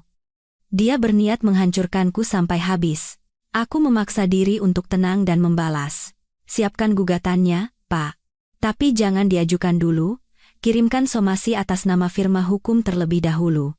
Peringatkan dia dan pihak-pihak yang mungkin terlibat seperti model itu atau media terkait dengan sangat keras. Minta dia menghapus semua informasi tidak benar dan meminta maaf secara publik dalam waktu yang ditentukan. Dan tegaskan bahwa kita berhak menempuh jalur pidana. Bersamaan itu, ajukan laporan anonim yang kita miliki tentang upaya pengagunan apartemen secara tidak sah dan masalah keuangan Gria Tekno ke instansi pengawas terkait. Strategiku jelas. Di satu sisi, gunakan senjata hukum untuk menekannya, membuatnya tahu bahwa menyebar fitnah ada konsekuensinya. Di sisi lain, serang titik terlemahnya secara langsung. Perusahaan dan kondisi keuangannya. Aku ingin membuatnya sibuk dengan masalahnya sendiri, hingga tidak punya waktu mengurusiku. Baik, Bu. Selain itu, Bu Kartika, Detektif K ada kemajuan baru. Pak Hendra melampirkan file terenkripsi lain. Aku segera membukanya. Investigasi Pak K benar-benar profesional dan mendalam. Dia tidak hanya mengkonfirmasi hubungan gelap Budi dengan model bernama Lia, yang telah berlangsung lebih dari setengah tahun, tetapi juga menemukan informasi yang lebih mengejutkan. Perusahaan cangkang Dream Media, meskipun direkturnya hanya boneka, pengendali sebenarnya kemungkinan besar adalah Budi sendiri. Selama setengah tahun terakhir, Gria Tekno telah mentransfer lebih dari 5 miliar rupiah ke Dream Media dengan berbagai nama, seperti biaya iklan atau kerja sama proyek. Dan uang ini sebagian besar mengalir ke rekening pribadi Lia atau digunakan Budi untuk gaya hidup mewahnya membeli jam tangan mahal, tas bermerek, dan lain-lain. Yang lebih ironis, Pak K berhasil mendapatkan serangkaian foto Budi dan Lia sedang makan di restoran mewah di dekat apartemenku yang baru saja dijual. Pose mereka sangat mesra. Waktu pengambilan foto, tidak lama setelah aku berangkat kerja. Dia berencana menjual apartemenku untuk menutupi kebocoran keuangannya sendiri dan menggunakan uang perusahaan untuk membiayai selingkuhannya. Berjalan angku di dekat rumah yang pernah kurawat dengan sepenuh hati. Kemarahan bagai lahar mendidih di dadaku, nyaris menembus bendungan nalar, pengkhianatan, penipuan, rencana jahat, penghinaan pria ini telah menunjukkan sisi paling menjijikkan dari seorang manusia. Aku mengepalkan tangan begitu erat hingga kuku menancap di telapak tangan. Rasa sakit itu membantuku tetap waras. Jangan gegabah, Kartika. Sekarang bukan waktunya membuka semua kartu truf. Bukti-bukti ini akan menjadi senjata paling mematikan dalam gugatan cerai. Aku akan menggunakannya di saat paling krusial untuk menghabisinya. Aku menarik napas dalam-dalam beberapa kali untuk menenangkan darah yang mendidih dan membalas Pak Hendra. Bukti sudah saya terima. Sangat penting. Mohon simpan baik-baik. Kirimkan surat gugatan cerai pada Budi secara resmi. Lampirkan beberapa petunjuk masalah keuangan yang kita miliki sebagai peringatan, untuk melihat reaksinya. Aku ingin dia tahu, yang kumiliki jauh lebih banyak dari sekadar fitnah yang dia sebarkan, urat nadinya sudah ada di tanganku. Setelah menyelesaikan semua ini, aku merasa lelah, tetapi pekerjaan tidak membiarkanku berhenti. Proyek di London memasuki tahap implementasi, banyak detail yang harus diurus. Aku harus sangat fokus, tapi saat kupikir cara kotor Budi hanya terbatas pada fitnah di dunia maya, tombak yang lebih tajam menusuk dalam diam. Sore itu, aku akan mengikuti rapat video dengan tim teknis dari pihak Inggris. Telepon berdering. Panggilan dari Pak Surya, Direktur SDM Nusantara Inovasi di kantor pusat Jakarta. Suara Pak Surya terdengar serius dan sedikit canggung. Bu Kartika, di London semuanya lancar, kan? Lancar, Pak Surya. Proyek sudah tanda tangan, sedang dalam tahap implementasi. Dalam hati, aku mulai merasa tidak enak. Baguslah. Baguslah. Pak Surya berhenti sejenak, suaranya semakin hati-hati. Begini, Bu Kartika, perusahaan baru saja menerima surat pengaduan anonim mengenai Anda secara pribadi. Jantungku berdebar kencang. Surat pengaduan? Isinya tentang apa, Pak? Utamanya tentang perilaku pribadi Anda. Dan ada juga yang menyebutkan bahwa selama di London, Anda menggunakan anggaran proyek secara boros, dan hal-hal semacam itu. Suara Pak Surya terdengar diplomatis, tetapi maknanya jelas. Tentu saja perusahaan percaya pada Anda dan kemampuan Anda. Tapi Ibu tahu, situasinya saat ini cukup sensitif. Dewan direksi juga ada yang menaruh perhatian pada masalah ini. Jadi, sesuai prosedur, kami mungkin harus meminta kerjasama Ibu untuk memberikan klarifikasi awal. Perilaku pribadi. Boros. Aku nyaris tertawa. Tangan Budi sudah sampai ke perusahaanku. Dia ingin menggunakan cara rendahan ini untuk menghancurkan karierku. Aku menekan amarah, berusaha menjaga suaraku tetap tenang. Pak Surya, saya memahami prosedur perusahaan. Tuduhan-tuduhan ini adalah kebohongan yang berniat jahat. Saya berani menjamin dengan kehormatan dan reputasi profesional saya bahwa semua tindakan dan penggunaan anggaran saya di London sesuai dengan peraturan perusahaan dan dapat diaudit. Soal perilaku pribadi yang dituduhkan, itu lebih tidak masuk akal lagi. Saya sudah menugaskan pengacara untuk menuntut penyebar fitnah tersebut. Aku berhenti sejenak, menekankan suaraku. Pak Surya, Kartika sudah bekerja di Nusantara Inovasi selama bertahun-tahun. Kinerja dan kemampuan saya sudah terbukti. Sekarang, proyek di London baru saja dimulai dengan baik, lalu ada yang menggunakan cara keji seperti ini untuk memfitnah. Tujuannya sudah jelas, mungkin bukan hanya menargetkan saya pribadi, tetapi juga ingin mengganggu strategi ekspansi perusahaan di luar negeri. Saya harap perusahaan dapat mempertimbangkan dengan saksama dan tidak dimanfaatkan oleh orang jahat. Ujung telepon hening sejenak. Ketika Pak Surya berbicara lagi, suaranya jauh lebih rileks. Bu Kartika benar.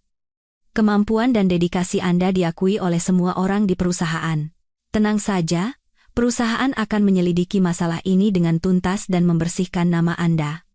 Anda fokus saja pada proyek di London, biar saya yang urus di sini, tapi, tetap saja, mohon Anda siapkan dokumen klarifikasi tertulis, ya? Baik, Pak Surya. Saya akan segera siapkan dan kirimkan. Terima kasih atas kepercayaan dan dukungannya. Aku berkata dengan tulus. Setelah menutup telepon, punggungku terasa dingin. Bahaya sekali. Jika bukan karena rekam jejakku yang baik, posisiku yang cukup kuat di perusahaan, dan persiapan yang sudah kulakukan, pengaduan anonim Budi kali ini bisa saja menimbulkan masalah besar bagiku. Setelah amarah, muncul rasa dingin dan kewaspadaan yang lebih dalam. Budi sudah gila. Dia tidak lagi memilih cara untuk menyeretku bersamanya. Pertarungan selanjutnya akan semakin berbahaya. Aku segera membuka komputer, mulai menulis dokumen klarifikasi untuk perusahaan, sambil mengumpulkan bukti-bukti terkait seperti sertifikat tanah, salinan somasi dari pengacara, dan beberapa catatan pengeluaran kerja yang bisa diungkapkan. Aku harus menggunakan fakta yang tak terbantahkan untuk menghancurkan tuduhannya. Setelah menulis dan mengirimkan dokumen itu ke Pak Surya, aku bersandar di kursi dengan lemas. Sinar matahari menembus jendela, tapi tidak terasa hangat sedikit pun. Budi, kau benar-benar kejam. Tapi kau pikir dengan cara ini kau bisa menjatuhkanku? Kau salah besar. Ini justru akan membuatku semakin bertekad untuk menyeretmu dan semua rahasia kotormu ke neraka yang takkan pernah bisa kau tinggalkan. Aku mengambil ponsel, menelepon Pak K, suaraku dingin seperti es. Pak K, tolong periksa, belakangan ini Budi menghubungi media atau agensi PR mana saja. Dan juga, Lia itu, berikan dia sejumlah uang dan buat dia buka mulut. Saya butuh semua detailnya, secepat mungkin. Telepon dari Pak Surya bagaikan jarum dingin yang menusuk ketenangan yang susah payah ku jaga. Kegilaan Budi telah melampaui imajinasiku. Dia berani melemparkan lumpur pada reputasi profesionalku, mencoba menggoyahkan fondasiku di Nusantara Inovasi. Ini adalah pelanggaran batas yang tidak bisa kuterima. Kemarahan bagai lahar mendidih di pembuluh darahku, tetapi aku memaksanya berubah menjadi nalar yang lebih dingin. Panik dan mundur adalah emosi orang lemah, dan aku, Kartika Sari, tidak pernah lemah. Aku menghabiskan setengah jam menulis klarifikasi yang logis dan penuh bukti, melampirkan dokumen terkait, dan mengirimkannya melalui email kepada Pak Surya. Aku juga mengirim salinannya langsung ke Wakil Presiden yang membawahi bisnis luar negeri dan ke kantor CEO. Dalam email itu, aku tidak hanya menolak semua tuduhan tak berdasar dengan tegas, tetapi juga dengan jelas menunjukkan bahwa ini adalah fitnah jahat dari pesaing meskipun tidak menyebut nama Budi. Aku menyiratkan hubungannya dengan Gria Tekno, yang menargetkan diriku dan proyek London Nusantara Inovasi dengan tujuan merusak strategi perusahaan. Aku meminta perusahaan untuk menyelidiki sumber surat pengaduan itu secara tuntas, dan menegaskan hakku untuk menempuh jalur hukum terhadap semua pihak yang mencemarkan nama baikku. Setelah mengirim email, aku menelepon Wakil Presiden dan Pak Surya lagi untuk menekankan konsekuensinya secara serius. Wakil Presiden dengan tegas menyatakan dukungannya penuh padaku, menyuruhku fokus bekerja sementara kantor pusat akan menangani kekacauan ini. Pak Surya juga kembali meyakinkan bahwa proses internal hanyalah formalitas, aku tidak perlu khawatir. Setelah mengatasi krisis di perusahaan, aku segera mempersiapkan serangan balasan yang lebih dahsyat. Budi ingin bermain kotor, aku akan tunjukkan padanya apa itu pembalasan yang berkelas. Pertama, aku menghubungi Pak Hendra lagi, memberikan instruksi yang jelas dan tegas. Pak Hendra, ajukan gugatan pencemaran nama baik terhadap Budi secara resmi, sekarang juga. Bersamaan itu, gunakan bukti-bukti kuat yang kita miliki termasuk hubungan gelapnya dengan Lia, penggelapan aset perusahaan melalui Dream Media, ajukan pengaduan resmi ke para kreditur utama Gria Tekno, investor yang berminat, dan lembaga pengawas terkait seperti Direktorat Jenderal Pajak dan Kementerian Perdagangan, cantumkan nama pelapor. Pengaduan harus detail dan akurat, Bu Kartika. Jika kita melapor secara resmi, mungkin akan membuat Pak Budi semakin marah. Apakah tidak sebaiknya dipertimbangkan lagi? Pak Hendra mengingatkan dengan hati-hati. Tidak perlu, kataku dengan tegas. Dia sudah tidak punya batas. Aku juga tidak perlu menyisakan ampun untuknya.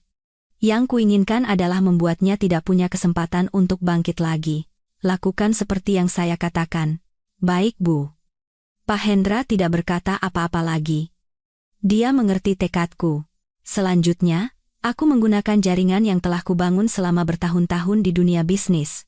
Aku menghubungi beberapa senior dan investor berpengaruh yang memiliki kerjasama mendalam dengan Nusantara Inovasi. Bukan untuk mengadu, hanya menceritakan secara objektif bahwa karena masalah pribadi, aku sedang difitnah oleh mantan suami yang mungkin akan berdampak pada reputasi perusahaan. Aku juga menyiratkan bahwa Gria Tekno dan eksekutifnya, Budi, memiliki masalah kredibilitas dan risiko operasional yang serius, mengingatkan mereka untuk waspada. Para senior ini sangat cerdas. Bicara sedikit saja mereka sudah paham. Mereka mungkin tidak akan langsung bertindak, tapi antara aku dan Budi, mereka akan memihak siapa? Jawabannya sudah jelas. Budi ingin bertahan di industri ini di masa depan, sepertinya akan sangat sulit. Lalu, tibalah pada senjata pamungkas, Lia. Efisiensi pakai sangat tinggi. Uang.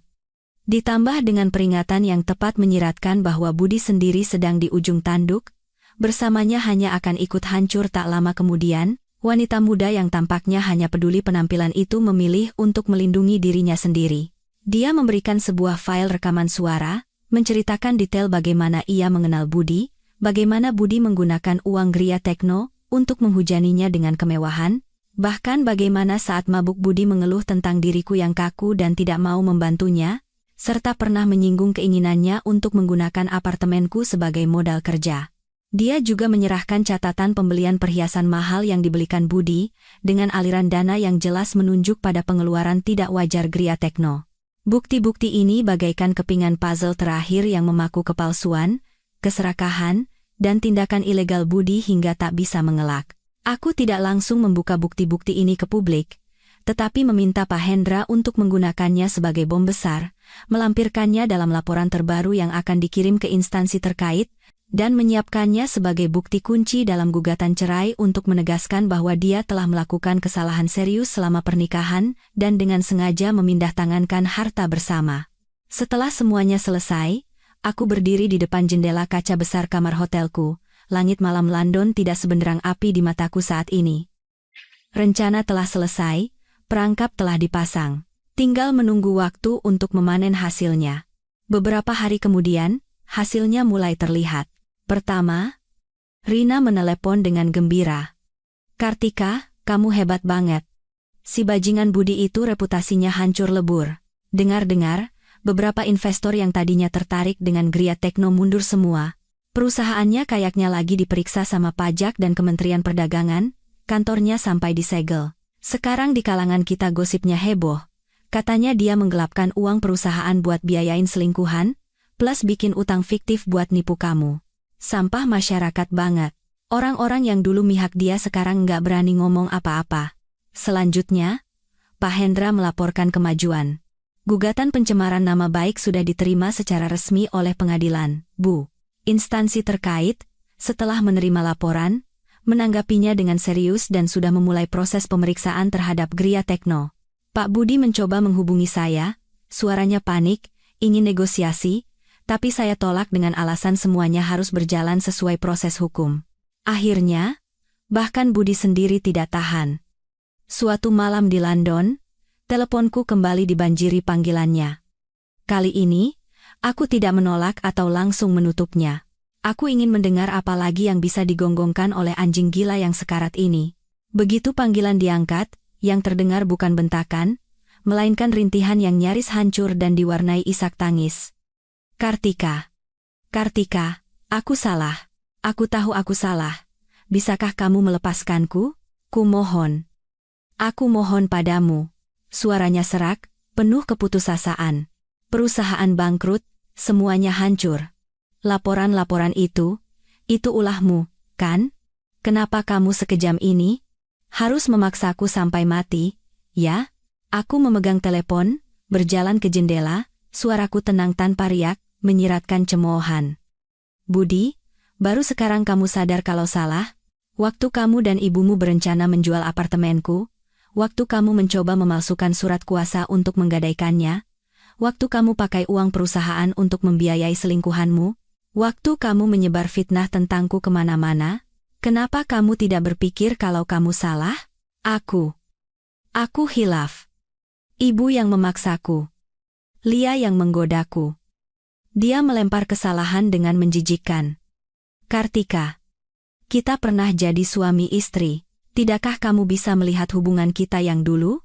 Tarik gugatanmu, ya? Jangan melapor lagi. Beri aku jalan keluar. Aku janji tidak akan mengganggumu lagi. Syarat cerai? Apapun katamu, aku setuju. Hubungan kita yang dulu?" Aku tertawa kecil. Tawa itu begitu dingin hingga menusuk hati. "Sejak saat kau merencanakan kejahatan terhadapku, hubungan kita hanya tersisa penyelesaian utang piutang. Budi, jalan keluar itu dibangun sendiri, bukan diberikan oleh orang lain. Kamu sampai di titik ini karena perbuatanmu sendiri. Kartika, apa kamu harus sekejam ini?" Suaranya melengking lagi, diwarnai kegilaan orang yang terpojok. "Jangan lupa, kamu masih punya ibumu. Kalau kamu memaksaku sampai terpojok, aku bisa melakukan apa saja." Akhirnya, sifat aslinya keluar. Mulai menggunakan orang yang paling kusayangi untuk mengancam. Mataku menajam seketika, tapi suaraku justru semakin dingin. "Budi, kuperingatkan kau untuk membuang pikiran itu. Kalau kau berani menyentuh ibuku, bahkan sehelai rambut pun, aku jamin kau dan ibumu akan menghabiskan sisa hidup kalian di penjara. Apa yang kumiliki di tangan sudah lebih dari cukup untuk membuatmu di penjara bertahun-tahun. Tidak percaya? Coba saja." Ujung telepon hanya tersisa suara napasnya yang berat dan ketakutan. "Oh, ya," tambahku, memberikan pukulan terakhir, "lupa memberitahumu. Lia yang sangat kau khawatirkan itu, dia sudah menceritakan semua yang dia tahu. Termasuk bagaimana kau mengeluh tentangku padanya. Bagaimana kau berencana merebut apartemenku, Perhiasan yang kau berikan padanya. Bukti transfer, semuanya sebentar lagi akan ada di meja jaksa. Tidak mungkin. Wanita jalang itu. Budi meraung tak percaya. Selamat menikmati sisa hidupmu, Budi. Aku tidak memberinya kesempatan bicara lagi, langsung memutus sambungan dan memblokir nomornya. Dunia benar-benar sunyi. Aku tahu. Penghancuran mentalnya telah selesai. Pukulan baja dari hukum dan kenyataan akan segera menyusul. Aku membuka email, melihat email baru dari Pak Hendra. Jadwal sidang perceraian sudah ditetapkan, Bu. Awal bulan depan. Bersamaan itu, beliau mengingatkan, Ibu Puspita, ibu dari Pak Budi, masa kurungannya sudah selesai dan sudah dibebaskan. Ibu Puspita sudah keluar. Aku sedikit mengerutkan kening. Wanita tua yang gemar membuat onar ini tidak mungkin akan diam saja. Dia mungkin akan menjadi masalah terakhir dan yang paling tidak rasional setelah Budi. Tapi tidak masalah. Semua dendam dan perhitungan ini sudah waktunya diselesaikan di pengadilan sampai tuntas. Aku menutup komputer, merebahkan diri. Kali ini, aku tertidur dengan cepat. Kabar pembebasan Ibu Puspita bagaikan batu yang dilempar ke danau yang tampak tenang, menimbulkan riak kecil di hatiku, tetapi segera memudar. Apa yang bisa dilakukan seorang wanita tua yang hanya bisa berteriak-teriak saat dihadapkan pada fakta hukum dan perbedaan kekuatan yang mutlak? Aku lebih khawatir dia akan mengganggu ibuku seperti anjing gila, meskipun aku sudah mempersiapkan semuanya dengan cermat. Aku mencurahkan kembali fokusku pada penutupan proyek di London. Kerja sama dengan grup Carson berjalan mulus. Produk gelombang pertama akan segera diluncurkan di pusat perbelanjaan besar di seluruh Inggris, respon saat promosi di luar dugaan. Dari kantor pusat Nusantara Inovasi, Pak Surya secara khusus menelepon dengan nada lega, memberitahu bahwa pengaduan anonim sebelumnya telah diselesaikan sepenuhnya. Dewan Direksi memuji kemampuanku mengendalikan situasi dan berhasil menembus pasar Inggris. Bahkan menyiratkan bahwa saat aku kembali, mungkin ada posisi yang lebih penting menanti. Kelancaran dalam karier sangat kontras dengan kekacauan kehidupan pernikahan di Jakarta, membuatku semakin bertekad untuk memotong masalah ini secepat mungkin. Efisiensi Pak Hendra sangat tinggi. Persiapan gugatan cerai berjalan sistematis. Setelah kehancuran mental dan ancaman awalnya, Budi tampaknya menerima kenyataan dan mengirim kabar melalui pengacaranya bahwa ia bersedia menegosiasikan syarat perceraian, nadanya jauh lebih lunak. Tapi aku tahu betul, ini hanyalah taktik mengulur waktu atau pilihan putus asa. Aku memberitahu Pak Hendra bahwa aku tidak menerima mediasi di luar pengadilan, bersikeras untuk melanjutkan gugatan sampai akhir. Aku ingin mendapatkan semua yang seharusnya menjadi milikku secara terhormat di pengadilan, dan mengungkap semua perilaku menjijikannya di depan umum. Hari sidang ditetapkan pada suatu pagi di awal musim gugur. Aku terbang dari London kembali ke Jakarta sehari sebelumnya, saat pesawat mendarat dan aku menyalakan ponsel, yang membanjir bukan pesan teror dari Budi, melainkan sambutan hangat dari Rina dan konfirmasi persiapan akhir sidang yang dingin dari Pak Hendra. Dukungan ini menghangatkan hatiku. Aku tidak kembali ke apartemen itu. Ia sudah berganti pemilik dan bukan lagi rumahku. Aku menginap di sebuah hotel mewah di pusat kota dengan keamanan ketat. Pak Hendra dan asistennya sudah menungguku di sana. Ruangan itu penuh dengan tumpukan dokumen dan bukti. Bu Kartika, pembelaan terakhir dari pihak Pak Budi masih mencoba menolak sebagian besar tuduhan, bersikeras bahwa apartemen adalah harta Gonogini, dan menggugat balik bahwa ibu telah dengan sengaja memindahtangankan aset, yaitu uang hasil penjualan apartemen. Bersamaan itu, mereka mungkin akan mencoba memainkan sentimen di pengadilan, menekankan bahwa ibu telah lama mengabaikan keluarga hingga hubungan suami istri retak. Pak Hendra menunjuk poin-poin penting dalam dokumen, menganalisis strategi yang mungkin digunakan lawan. Aku membaca pembelaan yang lemah itu dengan cepat, sudut bibirku terangkat membentuk senyum sinis. Sentimen? Budi masih punya muka untuk bicara soal perasaan? Soal penggelapan aset, itu benar-benar konyol. Tidak perlu khawatir, Pak Hendra.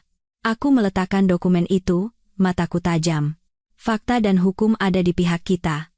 Semakin mereka mencoba mengelak, semakin memalukan kekalahan mereka nanti. Lanjutkan sesuai rencana kita.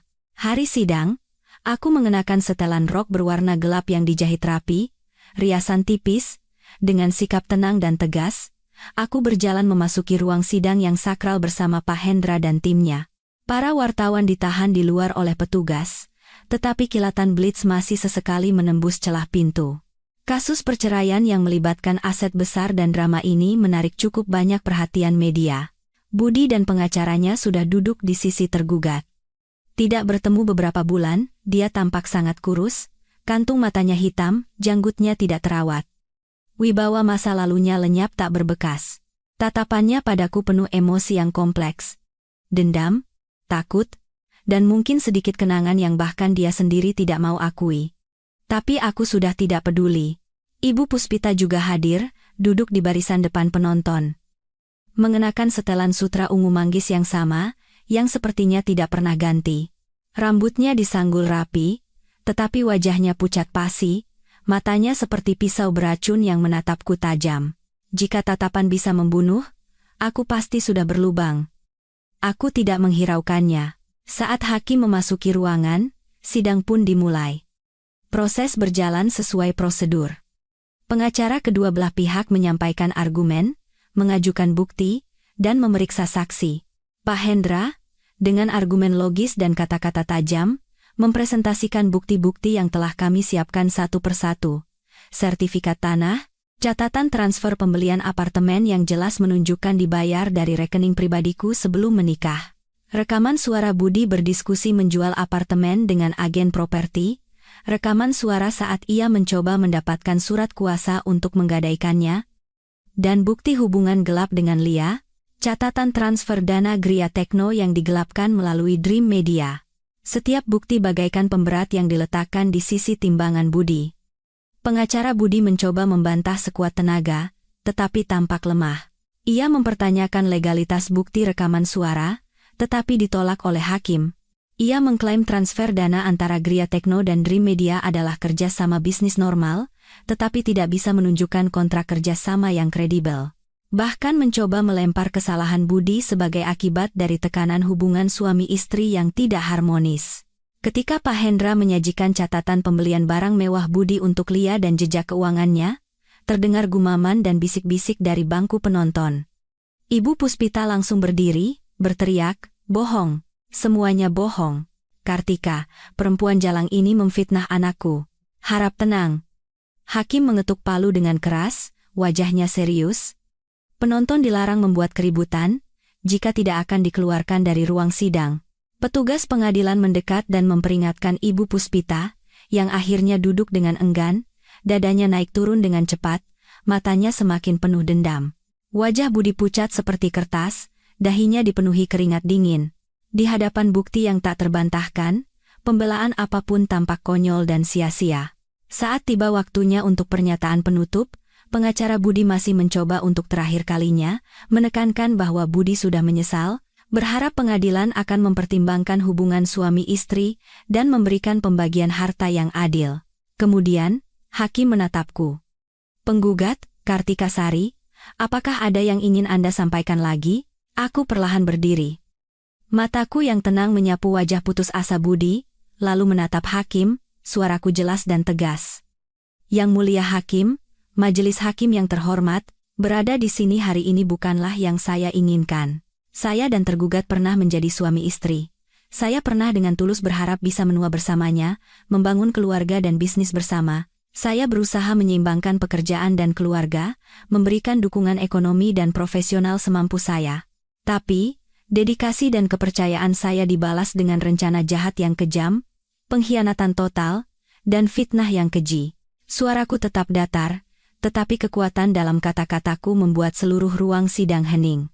"Tergugat, Budi Hartono, selama saya bekerja di luar negeri, bekerja sama dengan ibunya mencoba menjual apartemen yang saya beli dengan uang pribadi sebelum menikah secara tidak sah. Ketika rencananya gagal, ia mencoba memalsukan dokumen untuk menggadaikannya. Pada saat yang sama, ia menggunakan uang perusahaan untuk membiayai pihak ketiga, hidup mewah. Ketika perbuatannya terungkap, demi mencapai tujuannya, ia tidak ragu mengarang kebohongan, mencemarkan nama baik saya, bahkan mengganggu keluarga dan tempat kerja saya. Setiap kalimat yang kuucapkan, kepala Budi semakin tertunduk, Hukum adalah benteng terakhir untuk menjaga keadilan sosial, aku menekankan suaraku. Hari ini, saya berdiri di sini bukan hanya untuk mengakhiri pernikahan yang sudah mati ini, bukan hanya untuk mempertahankan hak-hak saya yang sah, tetapi juga untuk membela martabat hukum dan moralitas. Agar orang-orang yang berniat jahat, yang menginjak-injak hukum dan kesetiaan dalam pernikahan mereka, harus menanggung akibatnya. Saya bersikeras pada gugatan saya. Akhiri pernikahan ini, tegaskan bahwa harta bawaan dan aset pribadi saya setelah menikah adalah milik saya sepenuhnya, dan minta dilakukan pemeriksaan dan pembagian harta gonogini yang telah dengan sengaja dipindah tangankan dan disembunyikan oleh tergugat secara menyeluruh. Saya percaya, pengadilan akan memberikan putusan yang adil. Selesai bicara, aku sedikit membungkuk dan duduk kembali. Ruang sidang sunyi senyap. Bahkan hakim yang menatapku menunjukkan ekspresi yang lebih serius. Pengacara Budi membuka mulut seolah ingin membantah, tetapi akhirnya tidak berkata apa-apa. Hakim mengumumkan skors untuk musyawarah majelis hakim. Waktu menunggu putusan tidak lama, tetapi setiap menit terasa begitu panjang. Budi merosot di kursinya, pucat pasi. Ibu Puspita gelisah di bangku penonton, matanya kosong. Akhirnya, majelis hakim kembali, semua orang berdiri, kami pun ikut berdiri. Hakim mulai membacakan putusan. Setelah pasal-pasal hukum yang panjang, tibalah pada inti putusan. 1. Mengabulkan gugatan penggugat, Kartika Sari, dan tergugat, Budi Hartono, untuk bercerai. 2. Menyatakan bahwa unit apartemen disebutkan nomornya, dan aset terkait adalah harta bawaan sebelum menikah milik penggugat, Kartika Sari. Uang hasil penjualannya adalah milik penggugat sepenuhnya. 3. Saham perusahaan Gria Tekno atas nama tergugat, Budi Hartono, hasil investasi, dan simpanan bank yang diperoleh selama pernikahan, adalah harta gonogini, dan dibagi sesuai hukum.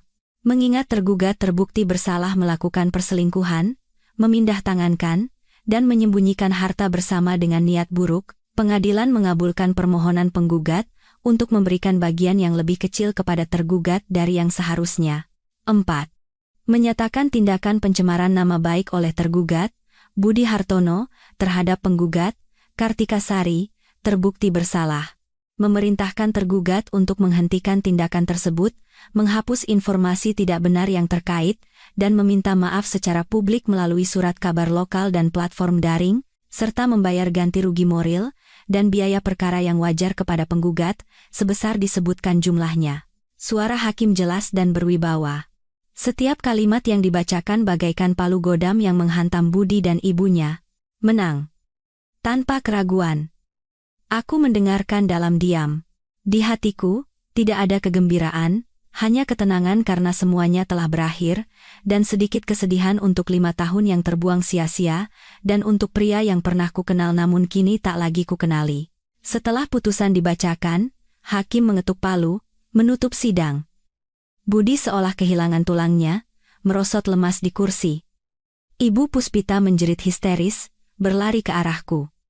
Kartika, dasar perempuan sialan, kau hancurkan anakku, aku akan bunuh kau. Sebelum sempat mendekat, ia sudah ditahan oleh petugas pengadilan yang sigap. Aku tidak meliriknya sedikit pun, hanya mengangguk pada Pak Hendra, lalu berbalik dan berjalan tegap keluar dari ruang sidang, meninggalkan jerit tangis histeris Ibu Puspita dan keheningan putus asa Budi di belakang. Di luar, matahari bersinar cerah. Aku tahu, perang antara aku dan Budi telah berakhir dengan putusan ini, tetapi masih ada sisa-sisa yang harus diselesaikan. Wanita bernama Lia, dan konsekuensi hukum lain yang mungkin akan dihadapi Budi. Putusan pengadilan bagaikan proklamasi akhir yang mengakhiri perang sengit yang telah berlangsung berbulan-bulan antara aku dan Budi. Saat melangkah keluar dari gedung pengadilan, sinar matahari musim gugur yang hangat menyinari tubuhku, mengusir bayang-bayang kelam yang telah lama menghantui.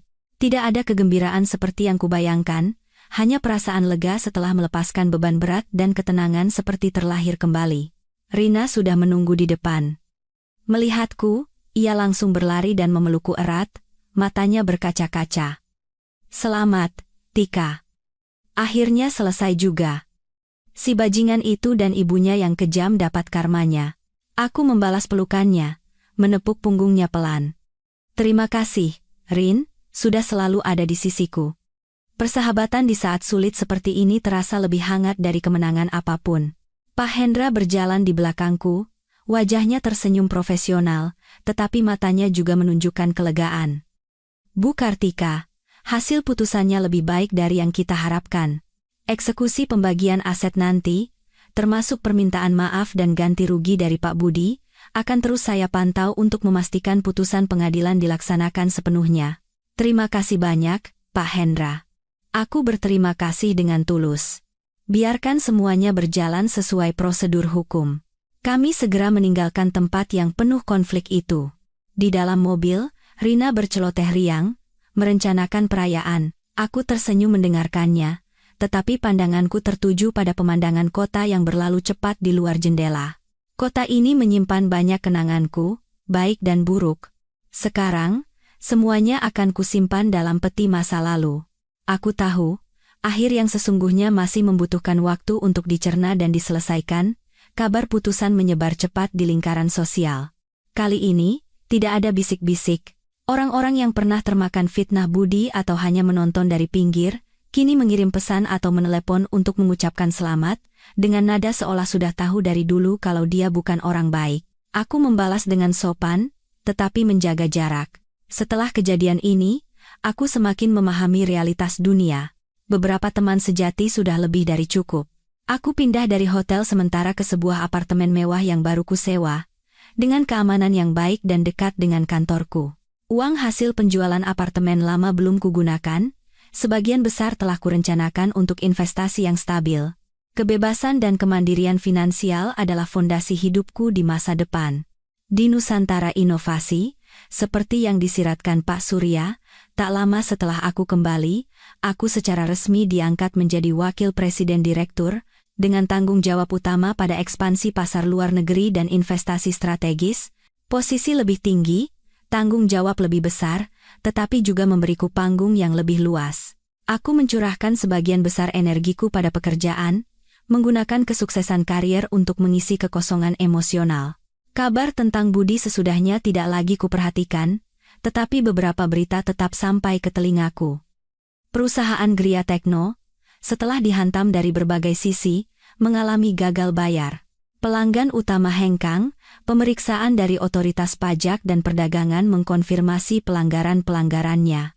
Ditambah dengan reputasi pribadinya yang hancur, akhirnya perusahaan itu dinyatakan pailit, perusahaan cangkang Dream Media pun lenyap begitu saja.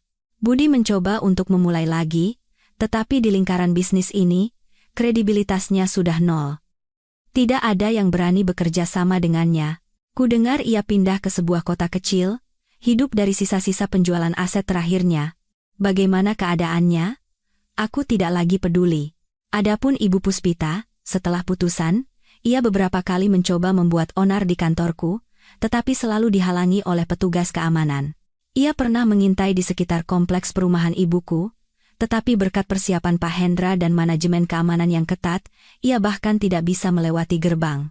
Belakangan kudengar, karena stres yang menumpuk dan usia yang menua, kesehatannya menurun drastis. Tak lama kemudian ia jatuh sakit. Budi sendiri tidak bisa mengurus dirinya, sehingga ia harus hidup dengan uang pensiun yang sedikit di kampung halamannya. Keangkuhan masa lalunya akhirnya menjadi pemandangan yang menyedihkan di hari tua. Orang yang menyebalkan terkadang punya sisi yang patut dikasihani, tetapi aku tidak merasa kasihan padanya sedikit pun. Model bernama Lia, setelah mendapatkan sejumlah uang, dengan cepat menghilang dari pandangan publik, kudengar ia pindah ke sebuah kota di selatan. Ia hanyalah figuran dalam proses kejatuhan Budi, tidak punya peran penting. Setengah tahun kemudian, di akhir pekan yang cerah, aku mengajak ibuku berlibur di sebuah villa kecil yang baru kubeli. Villa ini terletak di tepi danau yang tenang, suasananya asri. Rumah yang kubeli dengan sebagian tabunganku, sengaja untuk tempat ibuku bersantai di masa pensiun, dan sesekali untukku melepaskan penat. Ibu menanam bunga dan tanaman di seluruh halaman, wajahnya penuh kebahagiaan dan ketenangan. Melihatnya bahagia di hari tuanya, hatiku dipenuhi rasa syukur. Saat matahari terbenam, aku dan ibu duduk minum teh di kursi rotan di taman. Ibu perlahan menggenggam tanganku, matanya lembut penuh kasih. Kartika, yang sudah berlalu biarlah berlalu, ya, nak. Kamu masih muda, masa depan masih panjang. Aku menggenggam tangan ibuku yang hangat dan sedikit kasar, tersenyum. Iya, Bu. Kartika tahu. Ibu tidak perlu khawatir, Kartika baik-baik saja. Ya, aku baik-baik saja. Pernikahan itu seperti flu berat. Meskipun proses penyembuhannya lama, pada akhirnya akan sembuh juga. Itu tidak menghancurkanku, malah membuatku lebih kuat, lebih bijak, dan lebih menjadi diriku sendiri. Beberapa bulan kemudian, di sebuah konferensi bisnis tingkat tinggi, aku bertemu seorang pria. Dia seorang eksekutif di lembaga keuangan multinasional. Hangat, sopan, profesional, dan cerdas. Matanya jernih dan tulus. Kami berkenalan karena pekerjaan, dan dalam beberapa kali diskusi bisnis, kami saling mengagumi. Dia sudah beberapa tahun bercerai, membesarkan seorang putri seorang diri. Dia punya pemahaman yang mendalam tentang keluarga dan tanggung jawab. Bersamanya, aku merasakan kelegaan dan kebebasan yang sudah lama tidak kurasakan. Kami tidak terburu-buru memulai hubungan baru, tetapi perlahan saling mengenal sebagai teman, saling menghormati. Dia mengagumi kemandirian dan kemampuanku, aku mengagumi tanggung jawab dan kecerdasannya. Bagaimana masa depan nantinya, aku tidak tahu. Tapi aku bersedia memberi diriku kesempatan untuk mencoba, untuk percaya bahwa hidup itu seperti musim. Ada musim dingin yang membekukan, ada pula musim semi yang hangat. Yang terpenting adalah, dalam situasi apapun, menjaga kekuatan batin dan tidak pernah menyerah untuk mencari kehidupan yang lebih baik. Berdiri di depan jendela kaca besar di rumah baruku, memandang ribuan lampu kota, aku tahu, babak baru Kartika Sari telah dimulai. Dan kali ini, aku akan menulis masa depan yang lebih cerah dan lebih luas dengan tanganku sendiri.